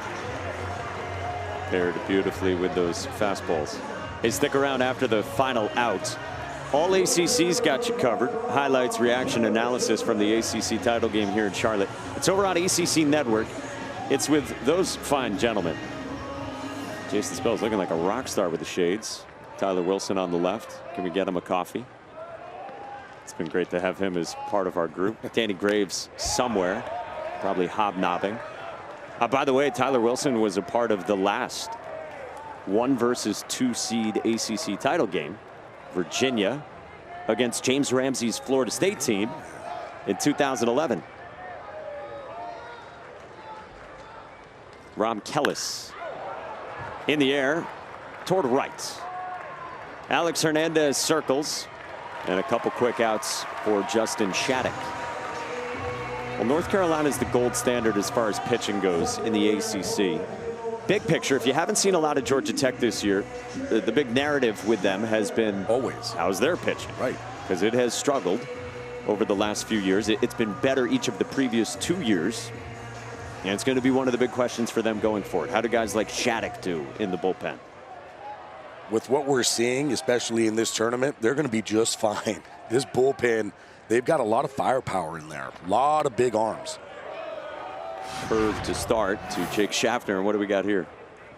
Oh, we're trying to give a souvenir. Ooh, oops. My bad. That's on me. We good? We got it? Schaffner fouls it off Lackey. That's funny. Yeah, how good would today be as a youngster? Producer Scott Matthews just said it. Yeah, like, got everything. Come here, you got big leaguers all over the place. You got a whole bunch of first-round picks out on the field. Great baseball. Top 2 teams in the ACC going mano to mano. You got a hill that you could slide off in left field.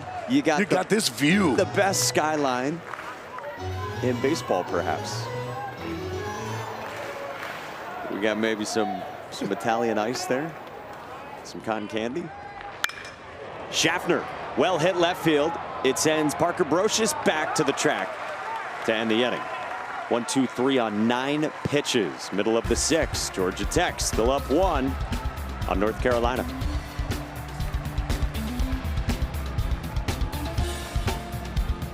How good North Carolina's pitching staff is year after year, led by that guy, Bryant Gaines. One of our favorites to chat with, one of the great pitching coaches in the sport. Great stash. Really good stash. We asked Scott Forbes yesterday, what do you think of Bryant Gaines' mustache? He said it would look awesome with a cowboy hat. They got to get him a UNC cowboy hat. They could wear it during the game. Then it would look really cool. Oh, that's good. Guarantee you they have them. Oh, yeah. Bryant Gaines was a great leader in his time as a player at Carolina from 07 to 2011. Endured 2 Tommy John surgeries. 7th year in this stint on staff. 11 years total. Little trickler generated by Jackson Rose from Parker Brocious. One away in the bottom of the 6th. And look, for Carolina pitching, we showed you their tops in the ACC. If you look back at the last 3 years combined, 24, 25, 26 seasons, combined, this is the best power conference pitching staff in college baseball by ERA. ACC, SEC, Big 12, Big 10. The best. And they just continue to show out. That's why when you look at this UNC team, really good top to bottom. Again, we talk about it. The only team to win a weekend series against Georgia Tech was UNC, and that's because that pitching staff and how good they are and how dominant they can be and how they can shut down a really good offense. They lean so heavily on their best guys. Yep. Their top 5 pitchers have combined for 68% of all their innings thrown this year. Jackson Rose is the 6th guy. Look how good he is. Right. But so can you lean on all 5 guys the rest of the way in the postseason? No, you're going to have somebody else. Like the way that they were kind of making everything work, and they showed it again, this year, especially in this tournament. You go DeCaro, and then you can go DeCaro to Glauber, and all of a sudden you can finish out a ball game. Then all of a sudden you can say, okay, well, what are we going to do after that? Well, you can go Lynch McDuffie, and that could finish out a ball game.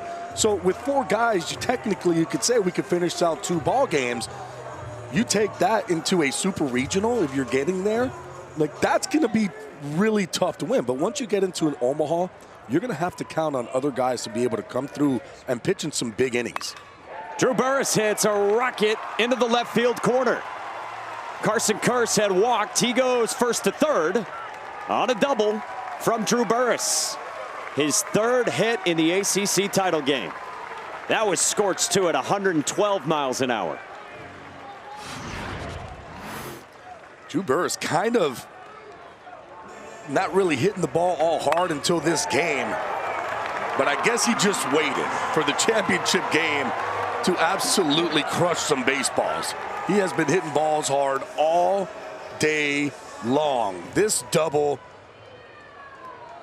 what was he, 112 miles an hour? After his home run at 117. I started to kind of look at that. 14 balls so far have been hit in today's ball game, over 100 miles an hour. Really? 8 on the Georgia Tech side, 6 on the UNC side.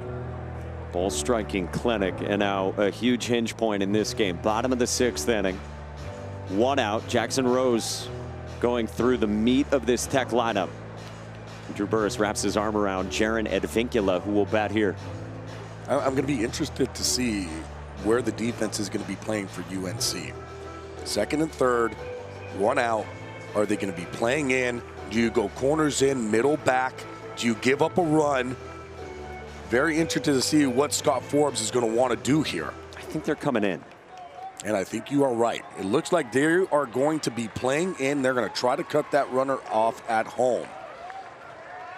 Jaron Advincula is the batter. Maybe the best second baseman in the country. First pitch.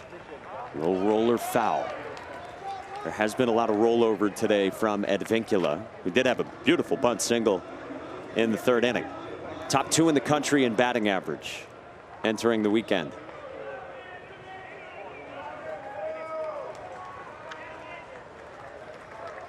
Kearse at 3rd, Burress at 2nd. Jackson Rose is 0-1. Advincula squares, pulls back, and it's 1-1 against this Carolina bullpen, who got 2+ innings out of the starter Folger Boaz. And it was McDuffie, and now it's the talented freshman lefty Jackson Rose. For the brain trust of Bryant Gaines and Scott Forbes. Advincula pulls it to right. Kellis circles, and that is deep. Enough to score Kearse and add insurance on a sac fly for Georgia Tech, who leads by 2.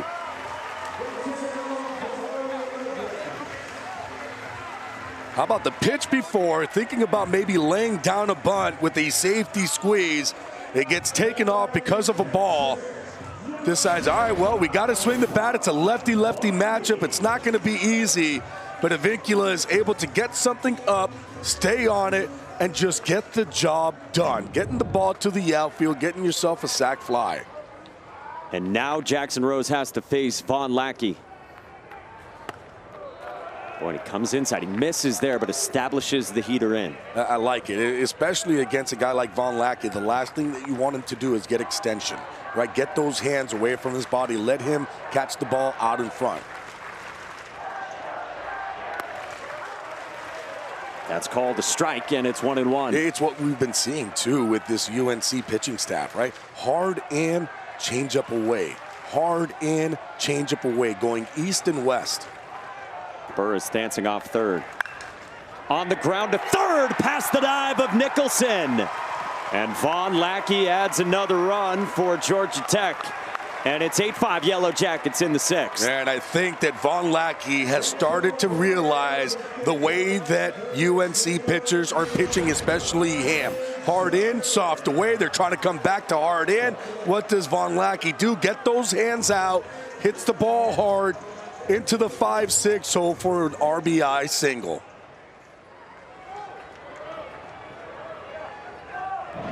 Big time answer from Georgia Tech. After North Carolina had scored the last 4 runs in this game, with 2 in the 4th, 2 in the 5th. And now a Tech answer with 2 here in the 6th. Look at the numbers for Ryan Zuckerman here at the ACC tournament in Charlotte. He homered in the 2nd, has struck out twice since, as Rose pulls the string 0-1.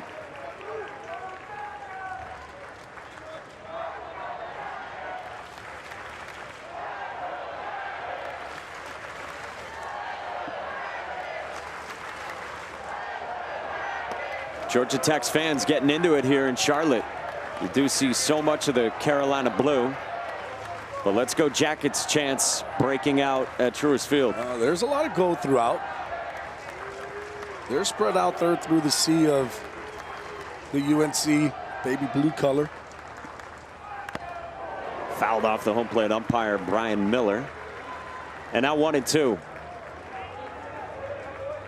So for Jackson Rose, can you stop the bleeding? Got to. Right here. Yeah, you got to. Right now, you got to keep the score right where it's at. You know that you have a good line up top to bottom. You know that they're going to be able to score. They've been showing it here today. A couple quick numbers up on that scoreboard. You got to be able to stop them here.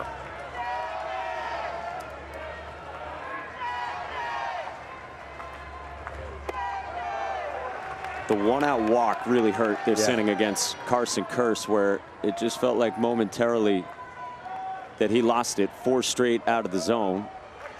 And Kearse was on in front of Burris. I feel like you're going to see a changeup down and away here. Came in with a fastball soft away. Just that, and Zuckerman stroked it to right. Kellis has the range back, and he makes the catch to end the inning. Georgia Tech, though, gets 2 back. They lead by 3 through 6.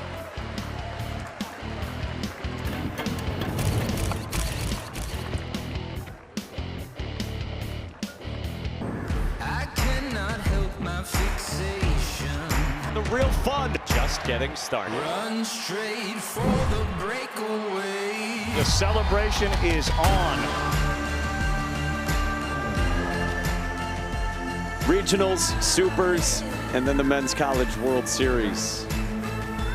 Road to Omaha runs through Charlotte. I don't know what that is. I don't know what that is.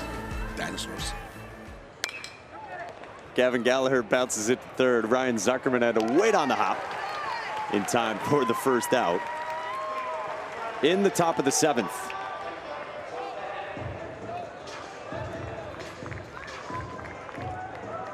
Look at that skyline. Beautiful. What a beautiful venue. And it looks even better with it filled up.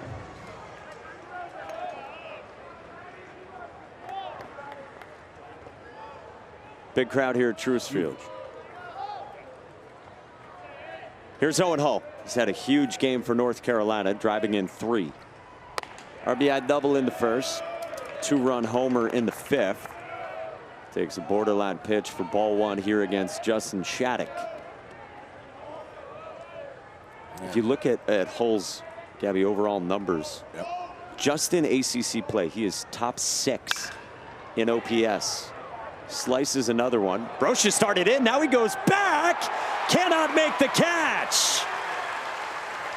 We have seen some left fielders struggle with the foggy skies the last couple of days. And Brocious did not get a good read. Yeah, Brocious, I mean, kind of looked like he didn't just see this ball. He starts running in, then all of a sudden realizes, oh no, their ball is behind me. Tries to make up with it with his athleticism. Ball hits him in the heel, just can't come up with it. And Owen Hall now is in scoring position for UNC. And it's interesting because the outfield defense was such a concern for Georgia Tech head coach James Ramsey that they took batting practice on the field today, and he made his starting outfielders track balls in the outfield. He said because all tournament long it's been an issue. It's just different with the fog that moves in, the way the baseball plays here. They're not used to it.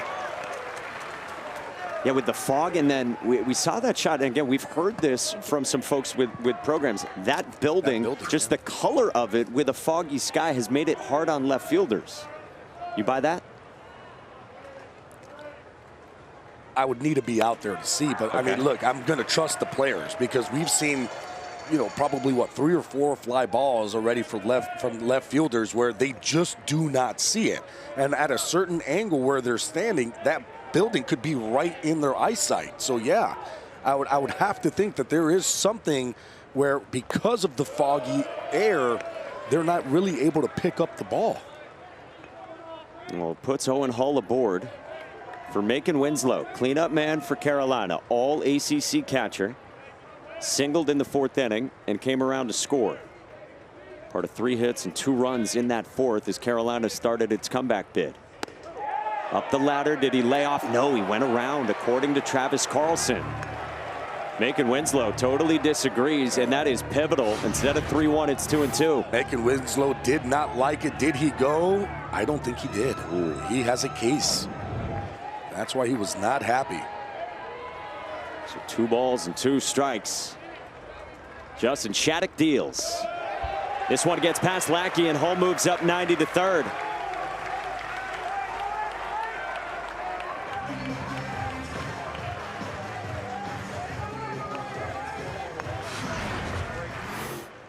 I was surprised that Lackey didn't try to get his body in front, but you know what it was? It's just where that ball hit. That curveball just so far out in front of home plate that he felt like the best way for him to try to catch it was maybe just catch it off the hop. Wasn't able to get it. Ball gets to the backstop, and all of a sudden there's a run 90 feet away. Hot shot up the middle. Advincula position there for out number 2, but a run scores on the RBI ground out, and that wild pitch looms large. Oh, you had an error in left field by Brocious on that fly ball. Gets over to 3rd on a wild pitch.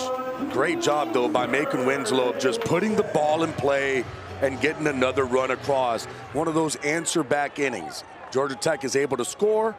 UNC answering back. 2 outs, base is empty for Cooper Nicholson. 0 for 3 so far. Ground out to short, fly out to center, and a pop to second. Stung foul. Nicholson's bat has really gotten going. We saw the power on display from him yesterday. 441 feet on his home run to left for a kid who grew up 2 hours away from Omaha. Cooper says he always dreamed of playing in Omaha. He said coming to Carolina, he knew he would have a great opportunity. Yeah. Picked the right school. This team looks like they're on their way to Omaha. 1-2. Both these teams have such a high probability of getting there. Certainly, they're favorites to get there. Absolutely. You still got to win. You got to win in regionals. You got to win in super regionals. You're going to be playing against tough competition, but they're going to be the favorites. I think of Georgia Tech's offense, Carolina's pitching staff feel pretty confident.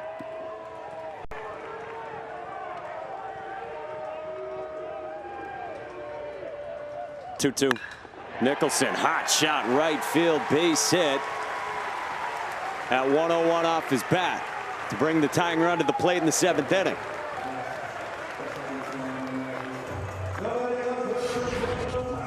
How about Cooper Nicholson being able to stay on top of this pitch? That is a fastball at 97 miles an hour. Cooper Nicholson, it doesn't faze him at all. Gets the bat head to it, 101 miles an hour off the bat, driving it the opposite way. Georgia Tech pitching coach Matt Taylor emerges for a visit with Shattuck.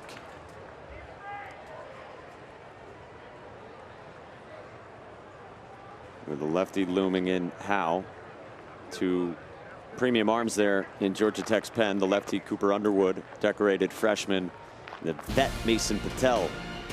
Coming up tomorrow on your Memorial Day, Major League Baseball on ESPN with the Yankees and the Royals at 3:30 Eastern time. Over on E1, you can watch it on the ESPN app as well.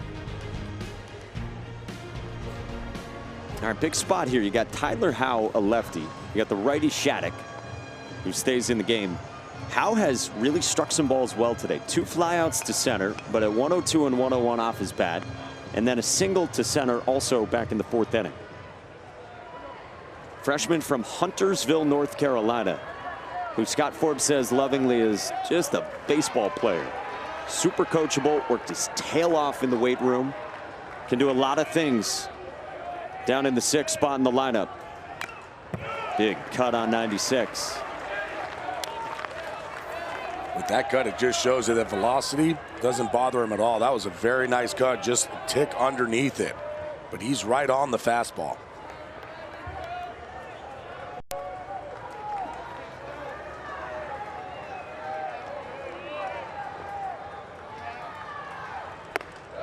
Tyler Howe was a North Carolina fan growing up.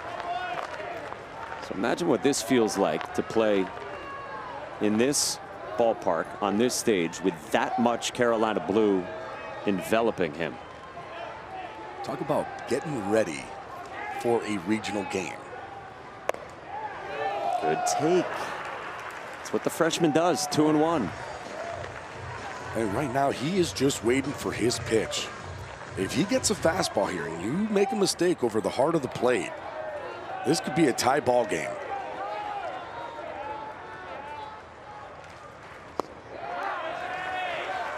Knee-high strike at 95. It's 2-2. Howe made a heck of a catch in left field yesterday against Pitt. Banged up his right hand. Yeah, it was weird, the thumb, as he was making the diving play. 2-2. Stays on the breaking ball and laces it into the gap in right center. Cooper Nicholson first to third. Tyler Howe has emerged as a freshman. And there's 2 on for North Carolina. I mean, this is, he got 4 straight fastballs in a row. First curveball he gets, absolutely stays on it, driven, line drive, right center field, as if he had seen that pitch a million times in a row. And I can assure you he was playing banged up. He had that right hand wrapped up this morning. Wow. 2 on with 2 out for Colin Hynek. 0 for 3 so far. First pitch swinging. He pops one up into right field at Alex Hernandez. And Justin Shattuck strands 2. North Carolina threatens. And they do get 1 here in the 7th. Off some issues self-inflicted for Georgia Tech. The error on Parker Brocious and the wild pitch from Justin Shattuck. We got 2-run game as we hit the stretch in the ACC title game.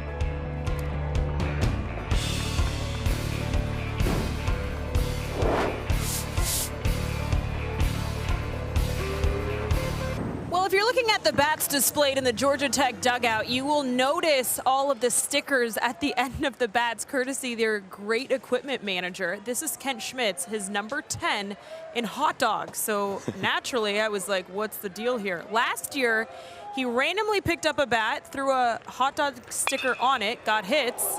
They switched to Louisville Slugger this year, so he had to get a new bat. Decided he wanted to keep with the hot dog trend. Guys, hot dogs and hits. I don't make the rules. The entire bat last year, Taylor is in no way exaggerating. The hot dog bat was the full bat. It was just a hot dog emblem on it. Nasty from Jackson Rose, 0-2. A full-on hot dog. Oh, it was a hot dog. With condiments all over the bat, and now just on the end of the bat. I thought he was in like a hot dog eating competition that he won, but no, it was a hot dog bat. Kobayashi lays off. It's 1-2 on Kent Schmidt.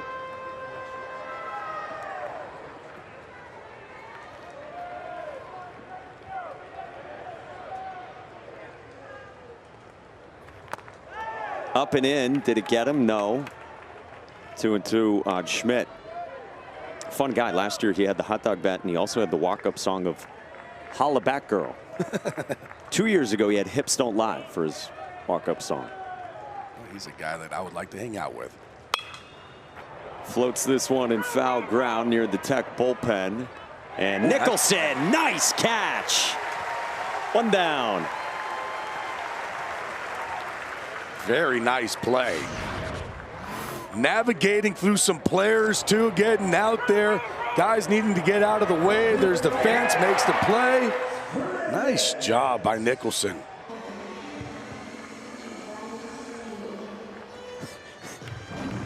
And the mother in the stands pointing at him. Did you see that? That was nice. Here's Alex Hernandez. Strike one from Jackson Rose, who's been solid. Came on in the 5th, 1, 2, 3. Had the momentary wobble with the 4-pitch walk in the 6th inning, and then the Burris double. Hernandez had the big 3-run double that he scorched in the 3rd inning when North Carolina elected to stick with Folger Boas.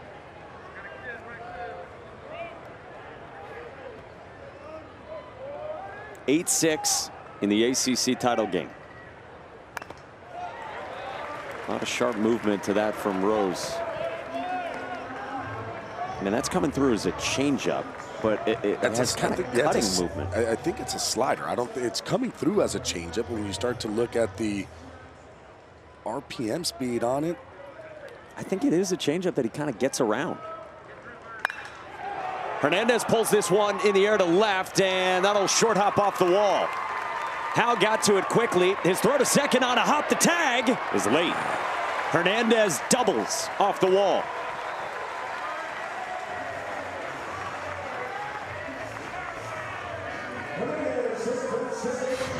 This was a fastball. That we do know. And Alex Hernandez hits this one off the left field wall.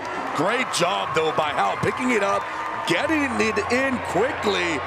And Hernandez is almost out at second. He had to hurry up with the head-first slide. Holding the bag, making sure he doesn't come off.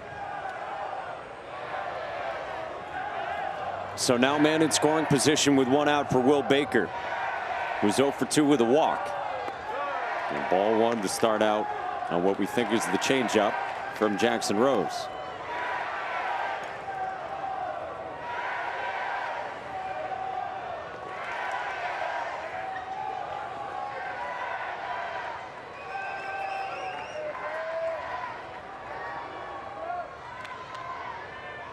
(1-0). That's a slider for sure, and that's it's fouled away. Definitely a slider. Yeah, I think it. The spin rate is higher on that than what the changeup is. Yeah, I have no idea. I'm looking at the numbers and I'm like, he doesn't really throw changeups lefty-lefty unless he's starting to do that now. 1-1. Hot shot left field, base hit, Will Baker. Howe gets to it quickly, so Hernandez stops at third. Georgia Tech has him at the corners, looking for more in the 7th. And does North Carolina make a change here? Hernandez, he couldn't really take off early because that was a line drive. It looked like it could have been close to Nicholson, so he had to hold. That's why he wasn't able to score, and it looks like they're going to go to the bullpen. For the right-hander, Matthew Mateus. 2 years ago, a very high-end arm for North Carolina's bullpen on an Omaha team. He looked very good yesterday, and he will come on now for the freshman Jackson Rose with 3 straight right-handed hitters looming for Georgia Tech's offense. 2 2/3 from the talented freshman Jackson Rose. He'll exit with runners at the corners for Georgia Tech, up by 2 and searching for more.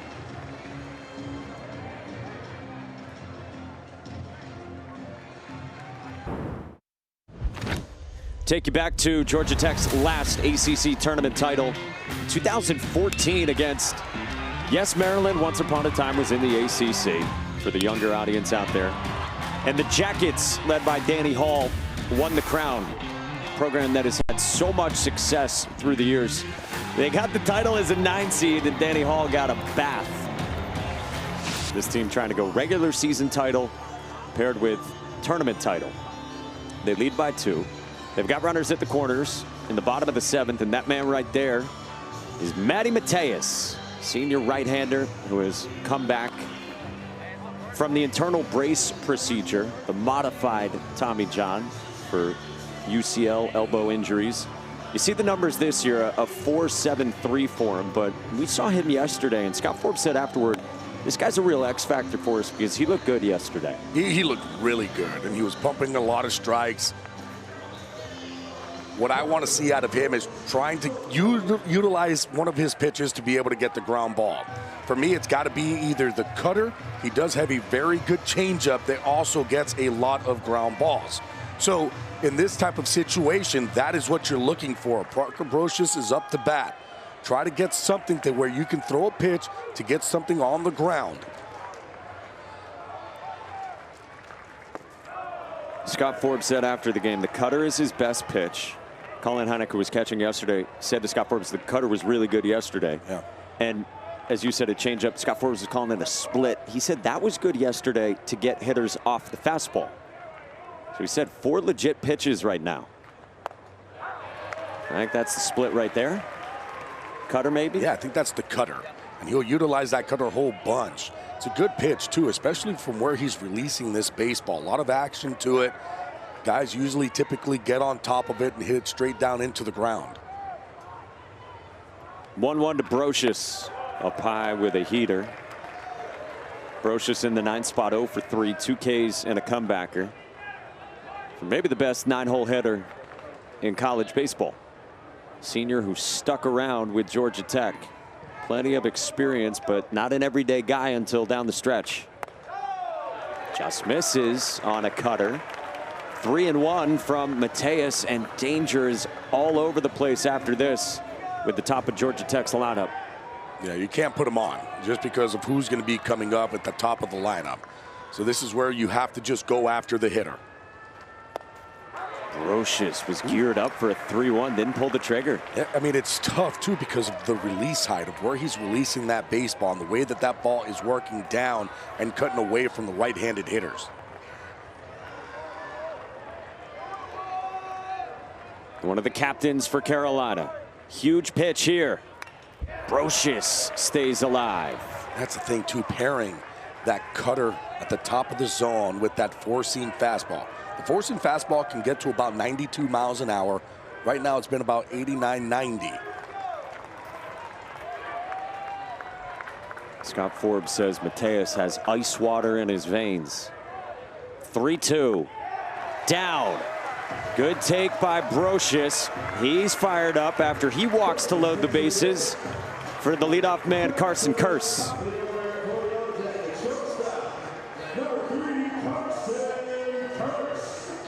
Breakout junior season for Carson Kearse. The guy who would hit 9th or 8th for a lot of the early part of this season has rocketed up to the leadoff spot and rocketed up draft boards. Been aboard 3 times today. First pitch.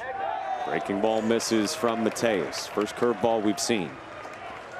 Take a look at the infield, the way that UNC is playing against Carson Kearse. They did the same thing against Brosius. Everybody on that left side of the infield.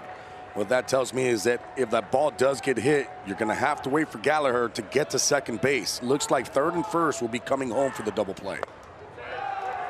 Just misses 2-0. Kearse shaking his head. Confident take.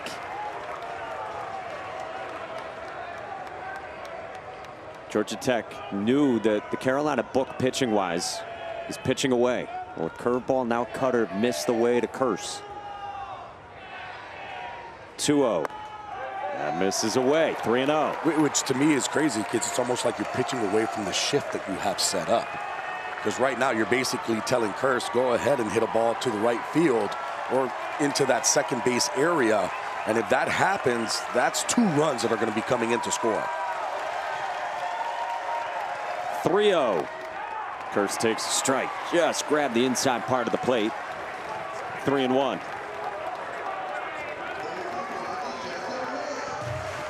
The 2 Titans of the ACC. Locked in a good one. Mateus is 3-1. Kearse swings and misses.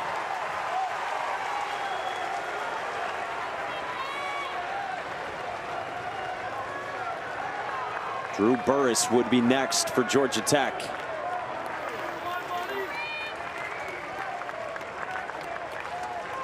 The steely veteran Matty Mateus Ready with the 3-2.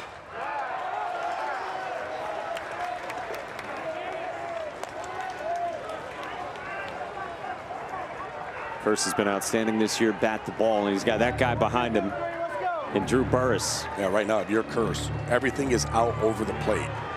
That's where you're looking.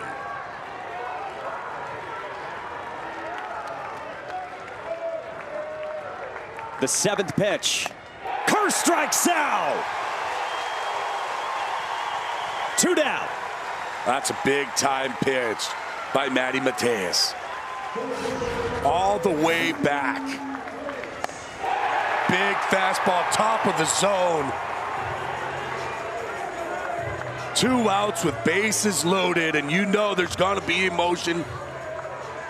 But no, there's not. There's still job to be done. Against Drew Burress, who has been locked in today. This one gets past Macon Winslow. Alex Hernandez scores. 9-6 Jackets.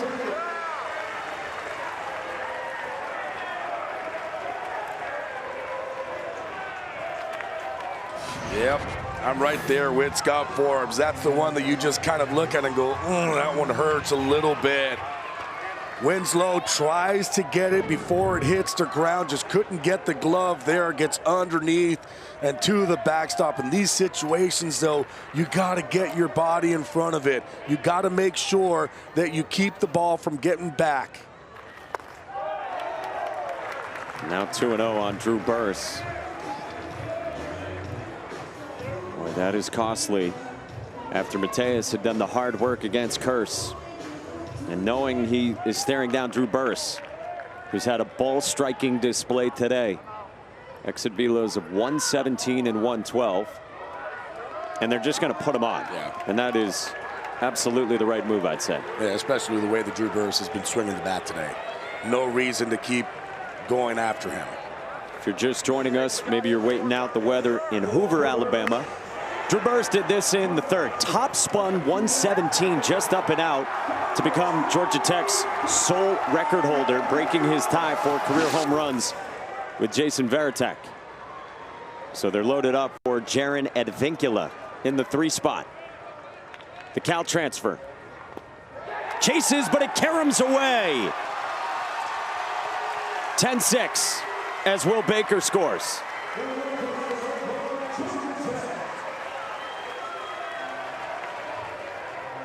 This one is a little bit different. This one, Winslow does try to get his body in front of it. They have that knee in the ground trying to steal some pitches. It's harder to keep those balls in front when you're blocking. That one gets away as well. That's 2 runs that have come in to score because the ball gets to the backstop. At times this year, Scott Forbes has raved about the catcher position defensively. I mean, you've covered them a lot. Yeah, this for sure. But 2 pitches down have cost North Carolina here in the 7th. Look, they have 2 catchers that are very good behind home plate. They got Heineck and they got Winslow.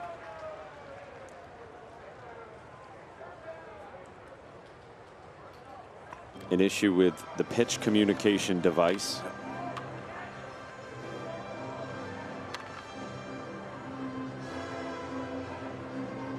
As Georgia Tech has added 2. They got the double from Alex Hernandez. Single from Will Baker backside. Parker Brocious had a hard-earned walk against Matty Mateus when he came on. And a couple wild pitches as they've both been scored.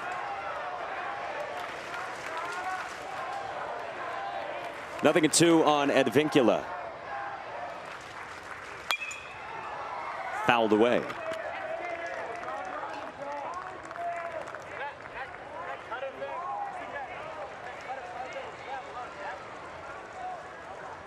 Von Lackey, you can hear him. He's talking to his dugout. He said that cutter slider thing, does it have a lot of depth, is what it sounded like he said. Georgia Tech talking over Mateus's mix. fouled away. It's that pitch that they're talking about because it is a cutter, but it has a lot of downward movement. It's almost like a slider is what he's throwing. Now, he does have a slider, just the slider's not as hard as that cutter, but they're both going to act the same exact way. His slider's anywhere from about 78 to 83 miles an hour. These are about 85, 86. On the ground, foul.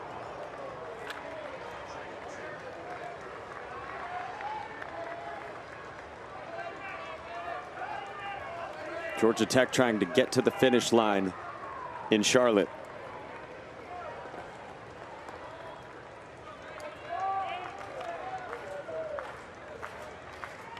Two on, two out, 0-2.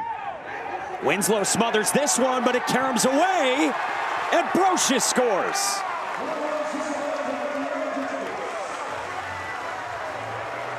Three runs on balls that have been down and hopped away. And Winslow this time is able to get his body in front of it. The problem is that his shoulders were not squared to the pitcher. They were still off. So as he's trying to get it there, you can see him trying to get that left shoulder in, hits him off the side, is not catching it in front, gets away from him, and another run comes in to score.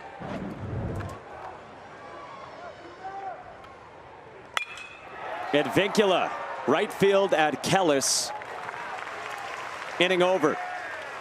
It is out number 3, but 3 wild pitches with Matty Mateus working with Macon Winslow, and Georgia Tech converts the foot traffic on the base pads into insurance.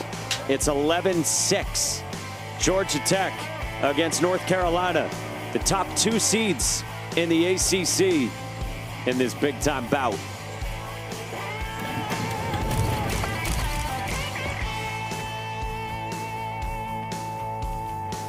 The prize in Charlotte is this: a trophy to be lifted by one of these 2 teams. Both these teams with 9 ACC baseball championships. Historically, Clemson has the most with 11. So the winner of this one is one off of Clemson with their 10th. In this historic matchup, first time in the ACC, the top 2 seeds meet in the title game since 11. First time anywhere in the country, it's top 3 teams in the sport in the history of the D1 baseball poll, which started in 2015. 3 runs off dirt balls from Matty Mateus that got away from Macon Winslow. Put the lead at 5 for Georgia Tech, and they go to the pen for Cooper Underwood. Very talented freshman. He's made now a dozen appearances this year. This was a guy who was drafted in the 12th round by the Brewers, but turned that down to be a Yellow Jacket. Really good secondary pitches. Good slider, good curveball. Fastball anywhere from 89 to 91. But he'll utilize the curveball and the slider a whole bunch. He goes back and forth between each one of those during the at-bats. Eric Paulson strikes out. There's one away, and we check in with Taylor. And we talked about him in our open. Coaches told me it's important for him to come into this game and get innings because he is a freshman and they want him to pitch in this type of environment against a really good team because they believe he's going to be a huge piece of what this pitching staff has to do moving forward. They said he earned a spot in their weekend rotation early this year. He's made midweek starts as well, like against Auburn in a huge game earlier this year, right around the start of April. And then James Ramsey said this recently, Underwood had some bad breaks too, and would be the first to own that he didn't pitch his best always. They love the stuff. Ball and a strike on Rom Kellis in the 9 spot. Yeah, what I saw too, just in that, not that pitch, the pitch before, was that fastball in, especially to righties. If you're going to be on the mound and you're going to be able to utilize that curveball and that slider, you got to be able to open up that part of the plate. By doing so is throwing that fastball in. Then all of a sudden, guys have to speed up. Now your curveball, now your slider is going to play for some swings and misses.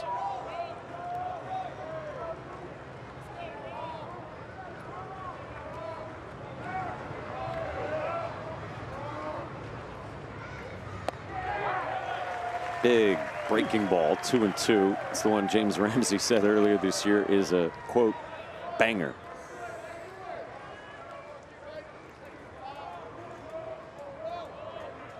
2 balls and 2 strikes on Rom Kellis, who had the 2-run single in the 4th. Chopper foul. Start thinking ahead about Georgia Tech. Postseason pitching. I think you feel as good as you have in a while with where their pitching is.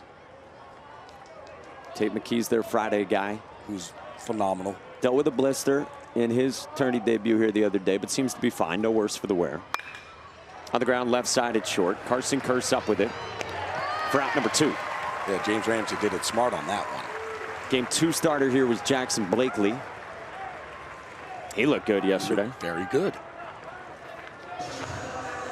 Trophy looks good too. And then you got Carson Ballard, kind of veteran strike thrower you saw today. Big bullpen weapon is Mason Patel, one of the best relievers in college baseball the last 2 years. Well, we'll probably be seeing him for that 9th inning.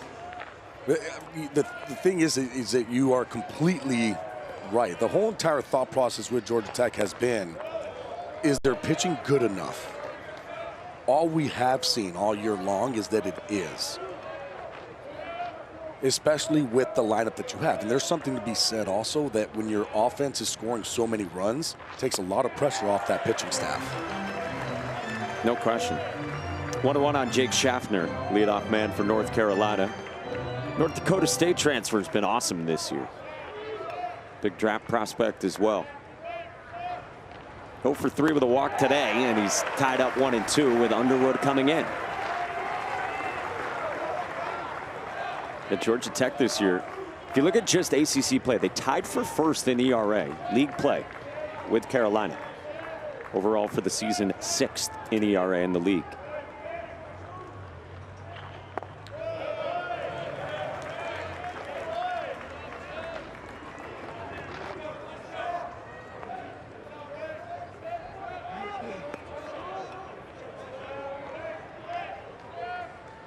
Two. Full count on Schaffner. And if you're just flipping around the college baseball dial or casual college baseball fan, these teams are both projected to be top 4 overall national seeds by D1 Baseball. Schaffner walks for the 2nd time today, and a 2-out base runner for North Carolina. Coming into today, Georgia Tech projected as the number 2 national seed behind UCLA, Georgia at 3, North Carolina at 4. If Georgia Tech hangs on, depending on what happens for UCLA in the Big Ten, certainly a case to be made Georgia Tech might be number 1. And were North Carolina to win this game, obviously down 5 now, they got an interesting case too, because they would have 3 out of 4 wins over Georgia Tech this year. Georgia Tech won the ACC by 3 games. Von Lackey will visit here with Gavin Gallagher batting with 2 outs in the 8th inning. Oh, I think it's a great case. If UNC is able to come back, put some runs on the board and win this game, they would be sitting there going, hold on. We won 3 out of 4 against Georgia Tech. And that's why this game was big for both. I mean, of course, you're playing for a championship. You're playing for that beautiful trophy that we've seen. But there is some pride that these both teams are playing for. For Georgia Tech, the only weekend series that they lost was to UNC. They have not lost another game against an ACC opponent since losing 2 out of 3 against UNC. So you know that in their mind, they're saying the only team to beat us is standing on the other side, and we have something to prove.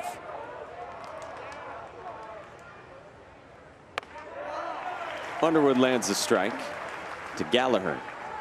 By the way, UCLA coming up this afternoon in the Big Ten tournament title game against the number 14 team in the country, Oregon, who our friend Mike Farron tells us had a very impressive performance against Nebraska. This one down and in, and no swing from Gallagher. So all right, UCLA, Georgia Tech head-to-head. RPI, we know that. DSR is another metric that gets used a lot. It's more predictive and forward-looking instead of just backwards-looking and what you've done with your resume. Absolutely a case to be made for Georgia Tech as the number 1 overall national seed.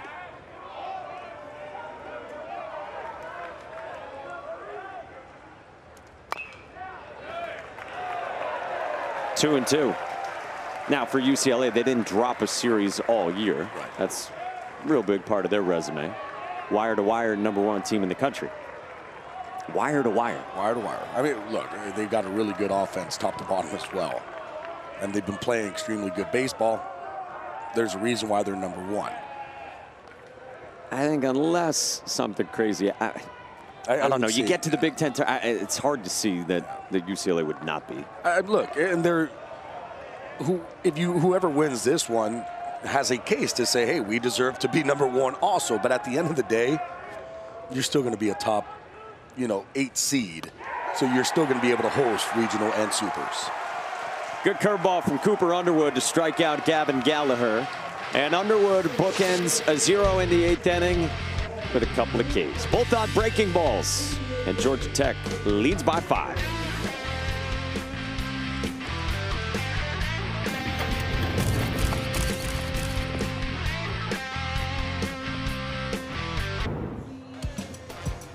That is the trophy here in the ACC.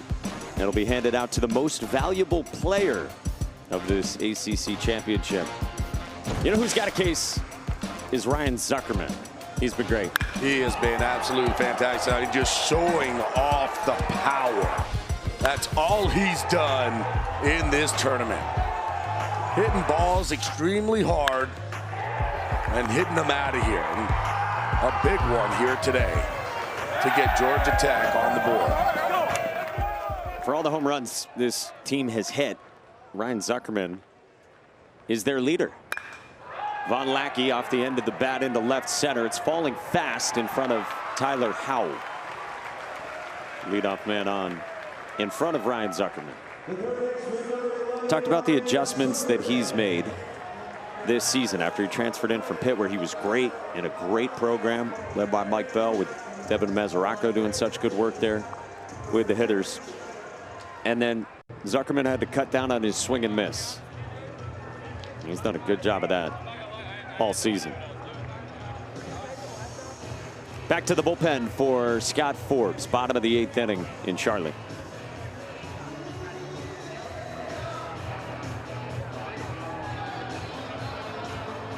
Welcome to Squeeze Play. All the highlights, all the big moments. Got a chance to have some big-time fireworks. 6 to 8 games on a screen at one time. You're going to be locked in for that. The season on the line. Hashtag Squeeze Play. Send us some tweets. Maybe we'll put you on the So Swell. The storybook season will continue. Starts on Friday. Squeeze Play, the best way to consume college baseball regionals. It's kind of like Red Zone, if you haven't seen it before. Let's go quadratic, baby. It'd be stunning if you hadn't seen it before. It's back. Georgia Tech's offense, the best in the country. 11 runs today on a dozen hits, 6 walks. The big bats delivering and matching the entire output they had offensively in the 3 games in the series at the Bosch and Chapel Hill against Carolina in the regular season. And their big boys are the ones doing all the heavy lifting. 8 for 16 today. Hitters 2 through 5. Gallup, Burris, Avincula, Lackey, Zuckerman. Carolina back to the pen. They go to the sophomore righty. Wiry 6'3", $179 right-hander Cameron Seagraves. What's crazy too is when you look at the ERA at 6.28, one of the biggest things is the free passes. But when he's throwing the ball over the plate, guys aren't doing any damage against him. Dirt ball, and Winslow's throw goes into center. Lackey late to locate. He settles for second with nobody out, and we had a fake out tag on Von Lackey too. Now, I will say that James Ramsey right now is looking, saying, hey, he held the tag on his body. You're not allowed to do that. So you see right here, you see the tag, and then he gets it off. Gallagher. No, that's fine. It was early on is when he had the tag on. Then all of a sudden when he gets up, he gets it off. So what do you do as a base runner? Do you have to listen better there? Because it looks like what you're supposed to do is pick up your third base coach. Yeah. And your third base coach would be the one telling you, hey, you got to keep coming. 5 wild pitches for North Carolina pitching, and at least 4 of them in the last 2 innings. I love a good fake out tag though. Yeah, I mean it's smart because that's the only way that you can try to keep somebody there. Good block by Winslow. I almost like it as much as the outfield deke. The deke, and then catching it. No, that was awesome. Drew Gilbert did that in the big leagues this year. There's been a couple guys where all of a sudden they're getting smart with it, and all of a sudden they're going up and they're acting like they're catching. They'll catch it lower to try to get the base runner to leave early on the tag up. Yep. I mean, baseball smarts there. Hard shot, Zuckerman into right field. Lackey scoring from second, and the backup from Seagraves.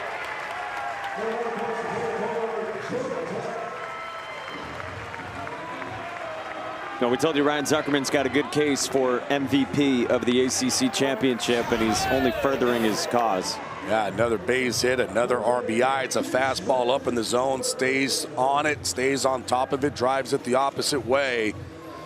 Lackey able to come in and score from second. Those are pretty decent numbers for the tournament. 8 for 14 with 3 home runs and 6 RBIs. Monster stuff from Ryan Zuckerman. Carolina going back to the pen. 12-6 Georgia Tech.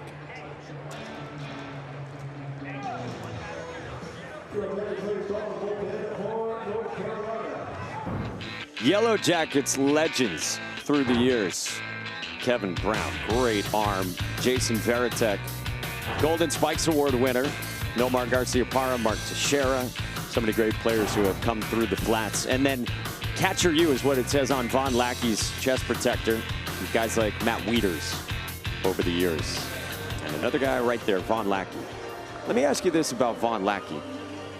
Because James Ramsey said yesterday he thinks very quickly Lackey's going to get to Double-A once he gets the Pro Bowl. I think he might even start off in Double-A, but yes. He said next year he thinks Lackey could be in the big leagues. There's a possibility. How do you think he'll translate to Pro Bowl? I think he's going to translate great to Pro Bowl because when you kind of look at his swing, it's going to play. It's not one of these swings where you look at a guy and you're like, I don't know if that big swing is going to be able to transition, especially with fastballs. It's quick hands. He's through the zone. He has a bunch of power. He plays a position that people, if you're hitting and you're able to catch and control and throw, those guys are going to get up to the big leagues quickly. Tom Chmielewski, nicknamed Chewy, comes on after one batter for Cam Seagraves. Ken Schmidt on the ground, right side, diving stab, Gavin Gallagher, what a play.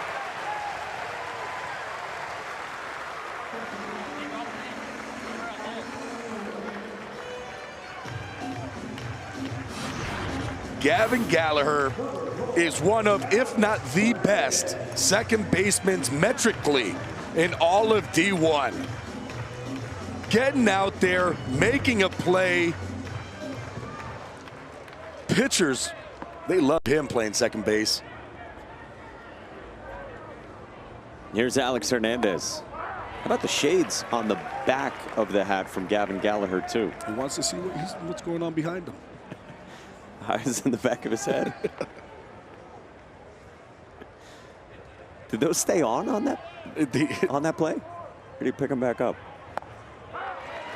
I'm not sure. Nothing in 2 on Hernandez. 2 doubles for him. I was just looking at the full extension dive that he was making. But yeah, look at those guys. Those are nice. You can see it.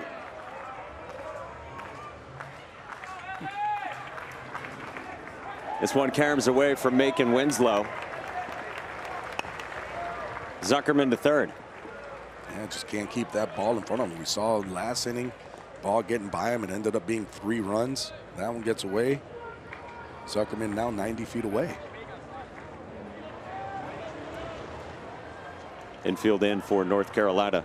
Now he hasn't played in a little bit, so you can see there's still a little bit of rust maybe behind home plate. I understand the whole need of the ground, right? With nobody on or maybe a guy on first or whatever it might be. At third base, I don't like it. The one knee down. The one knee down, yep. Because it's like that. That's what they're teaching to try to steal strikes. But you got a guy that's 90 feet away. Line drive right field. Alex Hernandez to score another. 13-6. I want to be able for my catcher to keep that ball in front. And I know that they work on it and they're able to do it, but I like that traditional, make sure that you're getting that glove down, you're squaring up your body, and you're just keeping it there rather than trying to steal a strike at this point. These umpires are so good now that they're able to see whether it's a strike or ball without you trying to steal those pitches. I don't mind with maybe a runner on first if you want to do it, but runner on third, got to keep it in front. Will Baker serves the first pitch into center at Owen Hull. 2 down.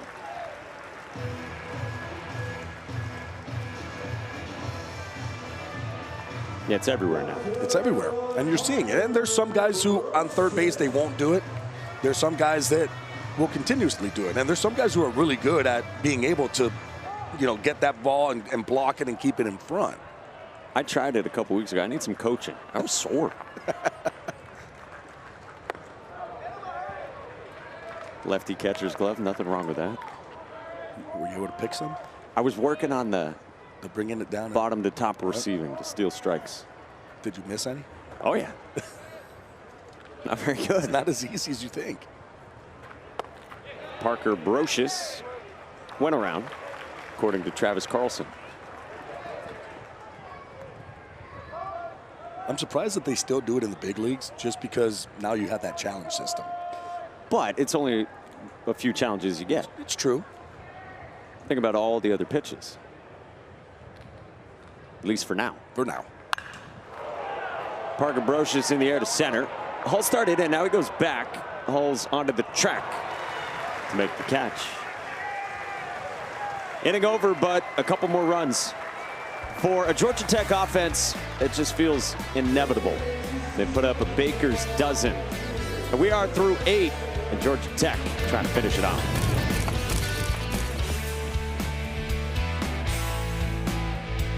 Back to the 2026 ACC Baseball Championship. From Truist Field, home of the AAA White Sox affiliate, the Charlotte Knights. Georgia Tech and North Carolina in a big-time matchup. Well, Georgia Tech has put up 13 runs. Big 5-run third inning, multi-run innings in each of the last 3 against a fellow team ranked in the top 3 in the country.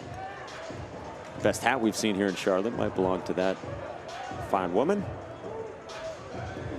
And Georgia Tech trying to finish this off. She's happy. Has been pretty much all season. All season long. Owen Hull caught in between, but he laid off. So let's put a bow on this. North Carolina took 2 or 3 from Georgia Tech in the regular season. North Carolina, wonderful year. Going to be a top 4 national seed, well positioned. Ascending offense, star-studded pitching staff. Great offense. In really good shape. They're very good shape. Great defense. Top 15 in the country defensively. Take care of the baseball. Offense 1 through 9, they can do damage. It's going to be fun. I'm expecting both these teams to make it into Omaha. And not criticizing that, like that's not even that bold because of how good these teams are. Like that's my easy prediction. Both these teams making it to Omaha. That's how good these guys are. Stars all over the place for Georgia Tech against the steady success of North Carolina. Some of the Carolina players have said it to Taylor this weekend that they don't have all the first rounders on their team, at least as far as hitters go in the offense, but their offense is getting better by the numbers. Oh, yeah. Well, they're getting hot at the right time. Owen Hull bounces it to first and foul. And that's what you want. If you're Scott Forbes, you want your team to get hot at this moment. End of the season, going into regionals and super regionals, carrying it on into Omaha.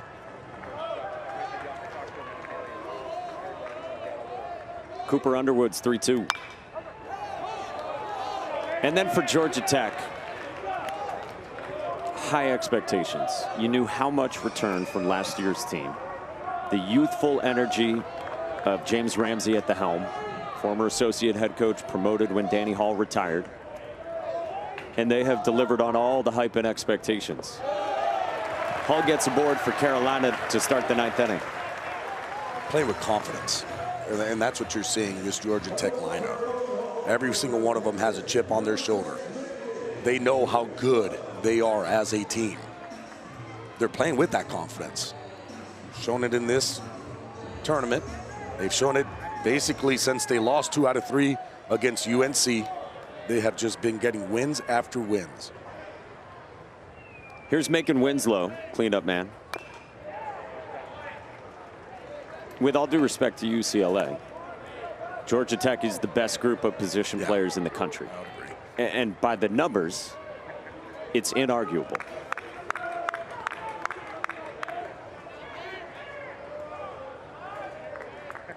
In the competition that they've been playing throughout the whole entire season. Ball and a strike on Winslow. No ACC series is an easy one. They've made them look easy. And that's hard to say. Only stymied by North Carolina. And now for Georgia Tech, it's can you keep this going and avoid a slip up? Because let's also put in the context of Georgia Tech program history-wise. Not only have they not been to Omaha since 2006, they haven't been to a super regional in 20 years since 06. Winslow hooks it foul. That changes. I mean, that's crazy. Yeah, that's going to change. And the reason why I say that's going to change is because we've been down there. We've seen these guys hitting BP and the way that they're talking, the way that they're interacting with one another. You even saw it a couple innings ago when Von Lackey was hitting and he's asking his teammates about certain things. This team is really together and they have that one goal. This one hits Winslow on the back foot, so a walk and a hit batter. Hull and Winslow on to start the Carolina 9th, down by 7. And this is one of the other things, too, that you do like about this UNC team. They're not going to give up. They're going to keep pushing. They're going to keep going. They're going to play until that last out. James Ramsey comes out with activity in the bullpen. He has had Mason Patel available today. Patel's their stud reliever. And James Ramsey deciding if he needs to go to it with a 7-run lead and the first 2 on with nobody out in the 9th inning. Mason Patel is saying, let me take this ball. And James Ramsey's going to make the move. He's going to say, here you go. You got the ball. Not messing around. Mason Patel will enter this game for Georgia Tech to try to finish it off in Charlotte.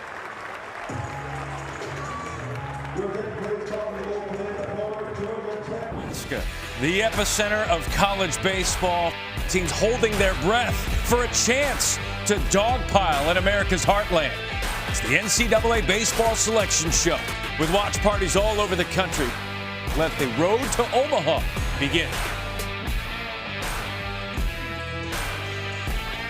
Tomorrow at noon on ESPN, Matt Schick with that iconic voice sets the field. Mike Rooney's there to break it all down. We wonder what his first pun will be. Cooper Underwood departs. Talented freshman gives way to the key arm in the bullpen, a real weapon in Mason Patel. Grad student at 6'1", 208 pounds, all ACC second team last year. Started his career at Georgia State, now a 6th-year senior. He's their key guy in the bullpen. Bulldog on the mound, goes right after hitters. How about this? He hasn't relinquished a home run all season long. 36 innings of work. It's going to be a fastball. It's going to sink it. He has a changeup, four-seam fastball, top of the zone. Likes to throw a slider. Throw every single one of these pitches for a strike. Doesn't walk anybody. Only 11 walks and 36 innings of work. It's not overpowering stuff, but last year he was one of the most valuable pitchers, not just relievers, in the ACC.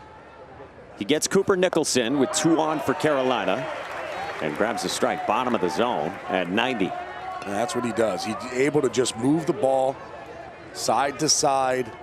He can elevate that fastball if he wanted to, just to change eye levels.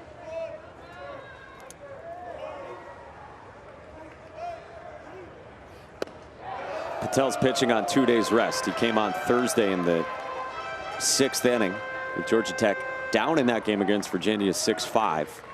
Remember, Georgia Tech starter, Friday guy Tate McKee, had left early from that start with a blister. And Patel's going to be up and available every day. Every day for the rest of the season. Yeah. Pretty much right now and on. James Ramsey even said after the game on Thursday, he said Mason Patel's at a point in his career where he's not going to accept being red on their chart of pitchers for a single game the rest of the way. That basically means I'm ready, no matter what. 1-2 is down and away. 2 balls and 2 strikes.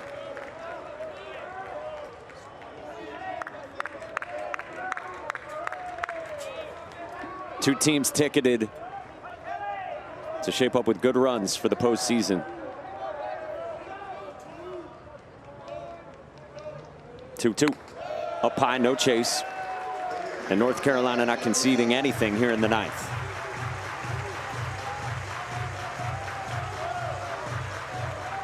The Georgia Tech program that went to Omaha 94, 02, and 06.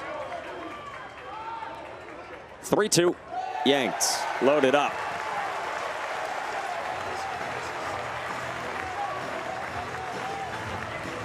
So, bases loaded. Nobody out. And North Carolina hanging around.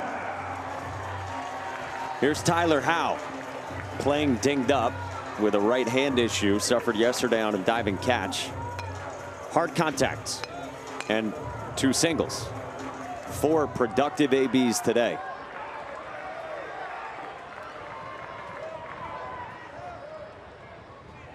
First pitch, breaking ball from Patel to start. You don't really see Patel walking anybody. We talked about it, only 11 walks, make it 12 now. So as a hitter, got to be ready to swing the bat. But you're looking for a certain zone, for a certain pitch, in a certain area. You have to keyhole, especially down by 7. Howe swings through another breaking ball. Back-to-back breaking balls. Right now, Patel, I mean, those are great spots. Down in the zone. I wouldn't be surprised if he goes even a little bit lower with that pitch. Trusting Von Lackey to keep that ball in front of him.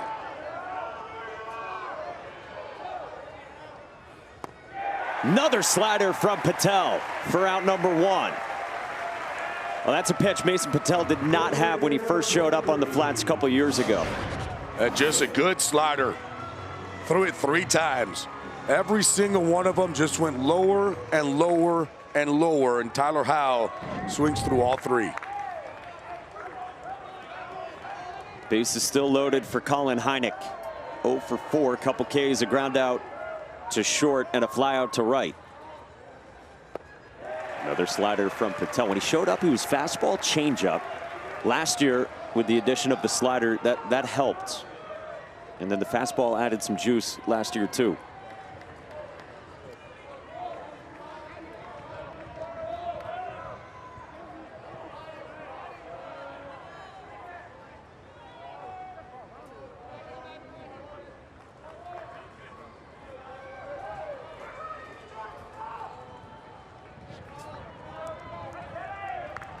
The Jackets 2 outs away from an ACC crown. 0-1.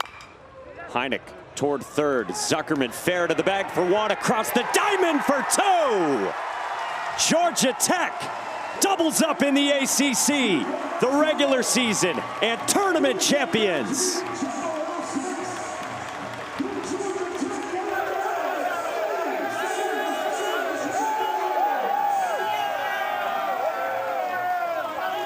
For the first time since 2014, Georgia Tech, ACC champions.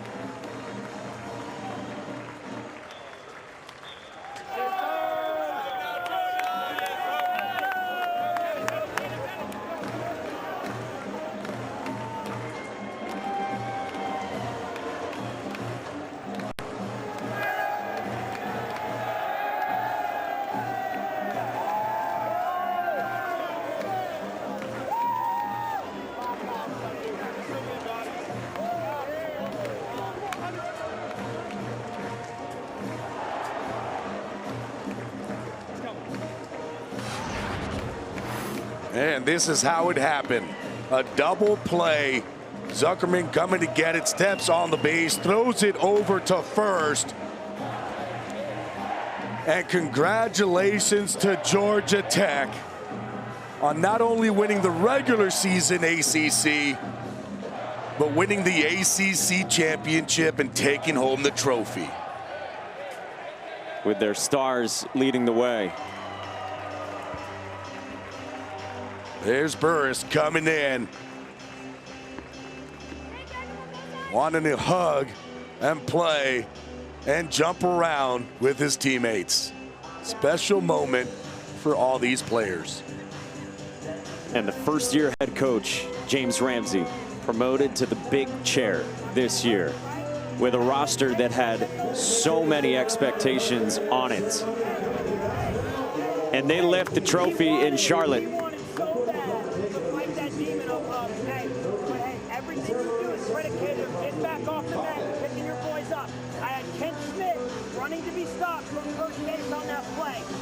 We'll talk about game notes. We can be better than this, man. But hey, we need to enjoy the hell out of this one, boys. Congratulations. James Ramsey was the centerpiece as a player in Omaha on his Florida State teams, giving them pump-up speeches before games. Now he's leading this super talented Georgia Tech squad, and he said enjoy the heck out of this one. Regular season and now tournament champions. A lot of expectations to start off the season with this Georgia Tech team. They played great during the regular season champs, carried it over, and now they're holding the trophy here in Charlotte. So much youthful energy with James Ramsey and stars all over his roster, including Drew Burris with Taylor. ACC tournament champions. What makes this group so special?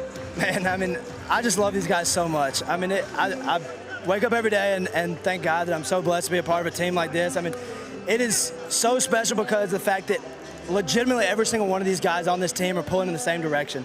In today's college baseball, I feel like it's so hard to get guys that aren't 1 foot in, 1 foot out, ready for the next opportunity.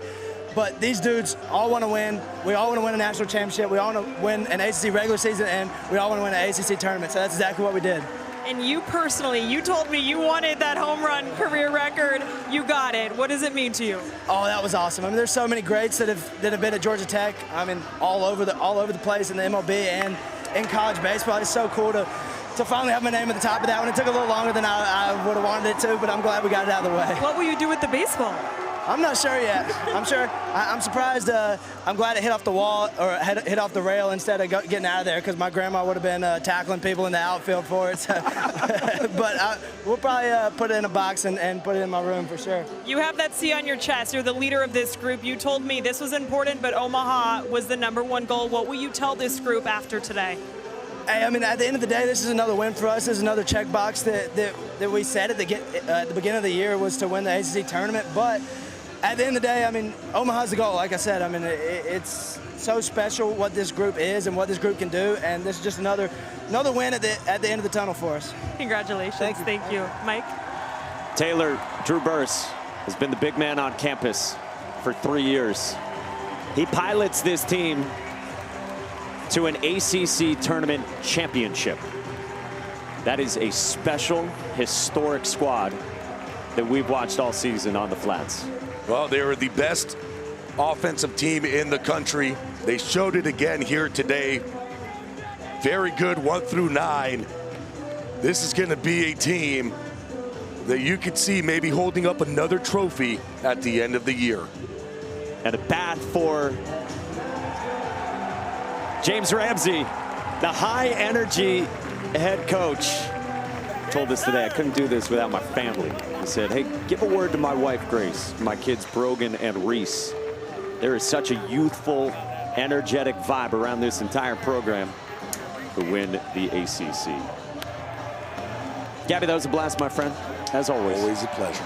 For Gabby Sanchez, Taylor McGregor, and our entire wonderful crew who worked all week, starting Tuesday, long days here in Charlotte. Hats off to the many men and women of our crew, led by Scott Matthews and Johnny Hanna. I'm Mike Monaco saying so long from Charlotte. Remember, it's all just getting started in this wild world of college baseball. If you haven't joined it before, the selection show is tomorrow, noon Eastern on ESPN, and then regional start on our ESPN family of networks on Friday. Georgia Tech, champions again in the ACC. We say so long from Charlotte.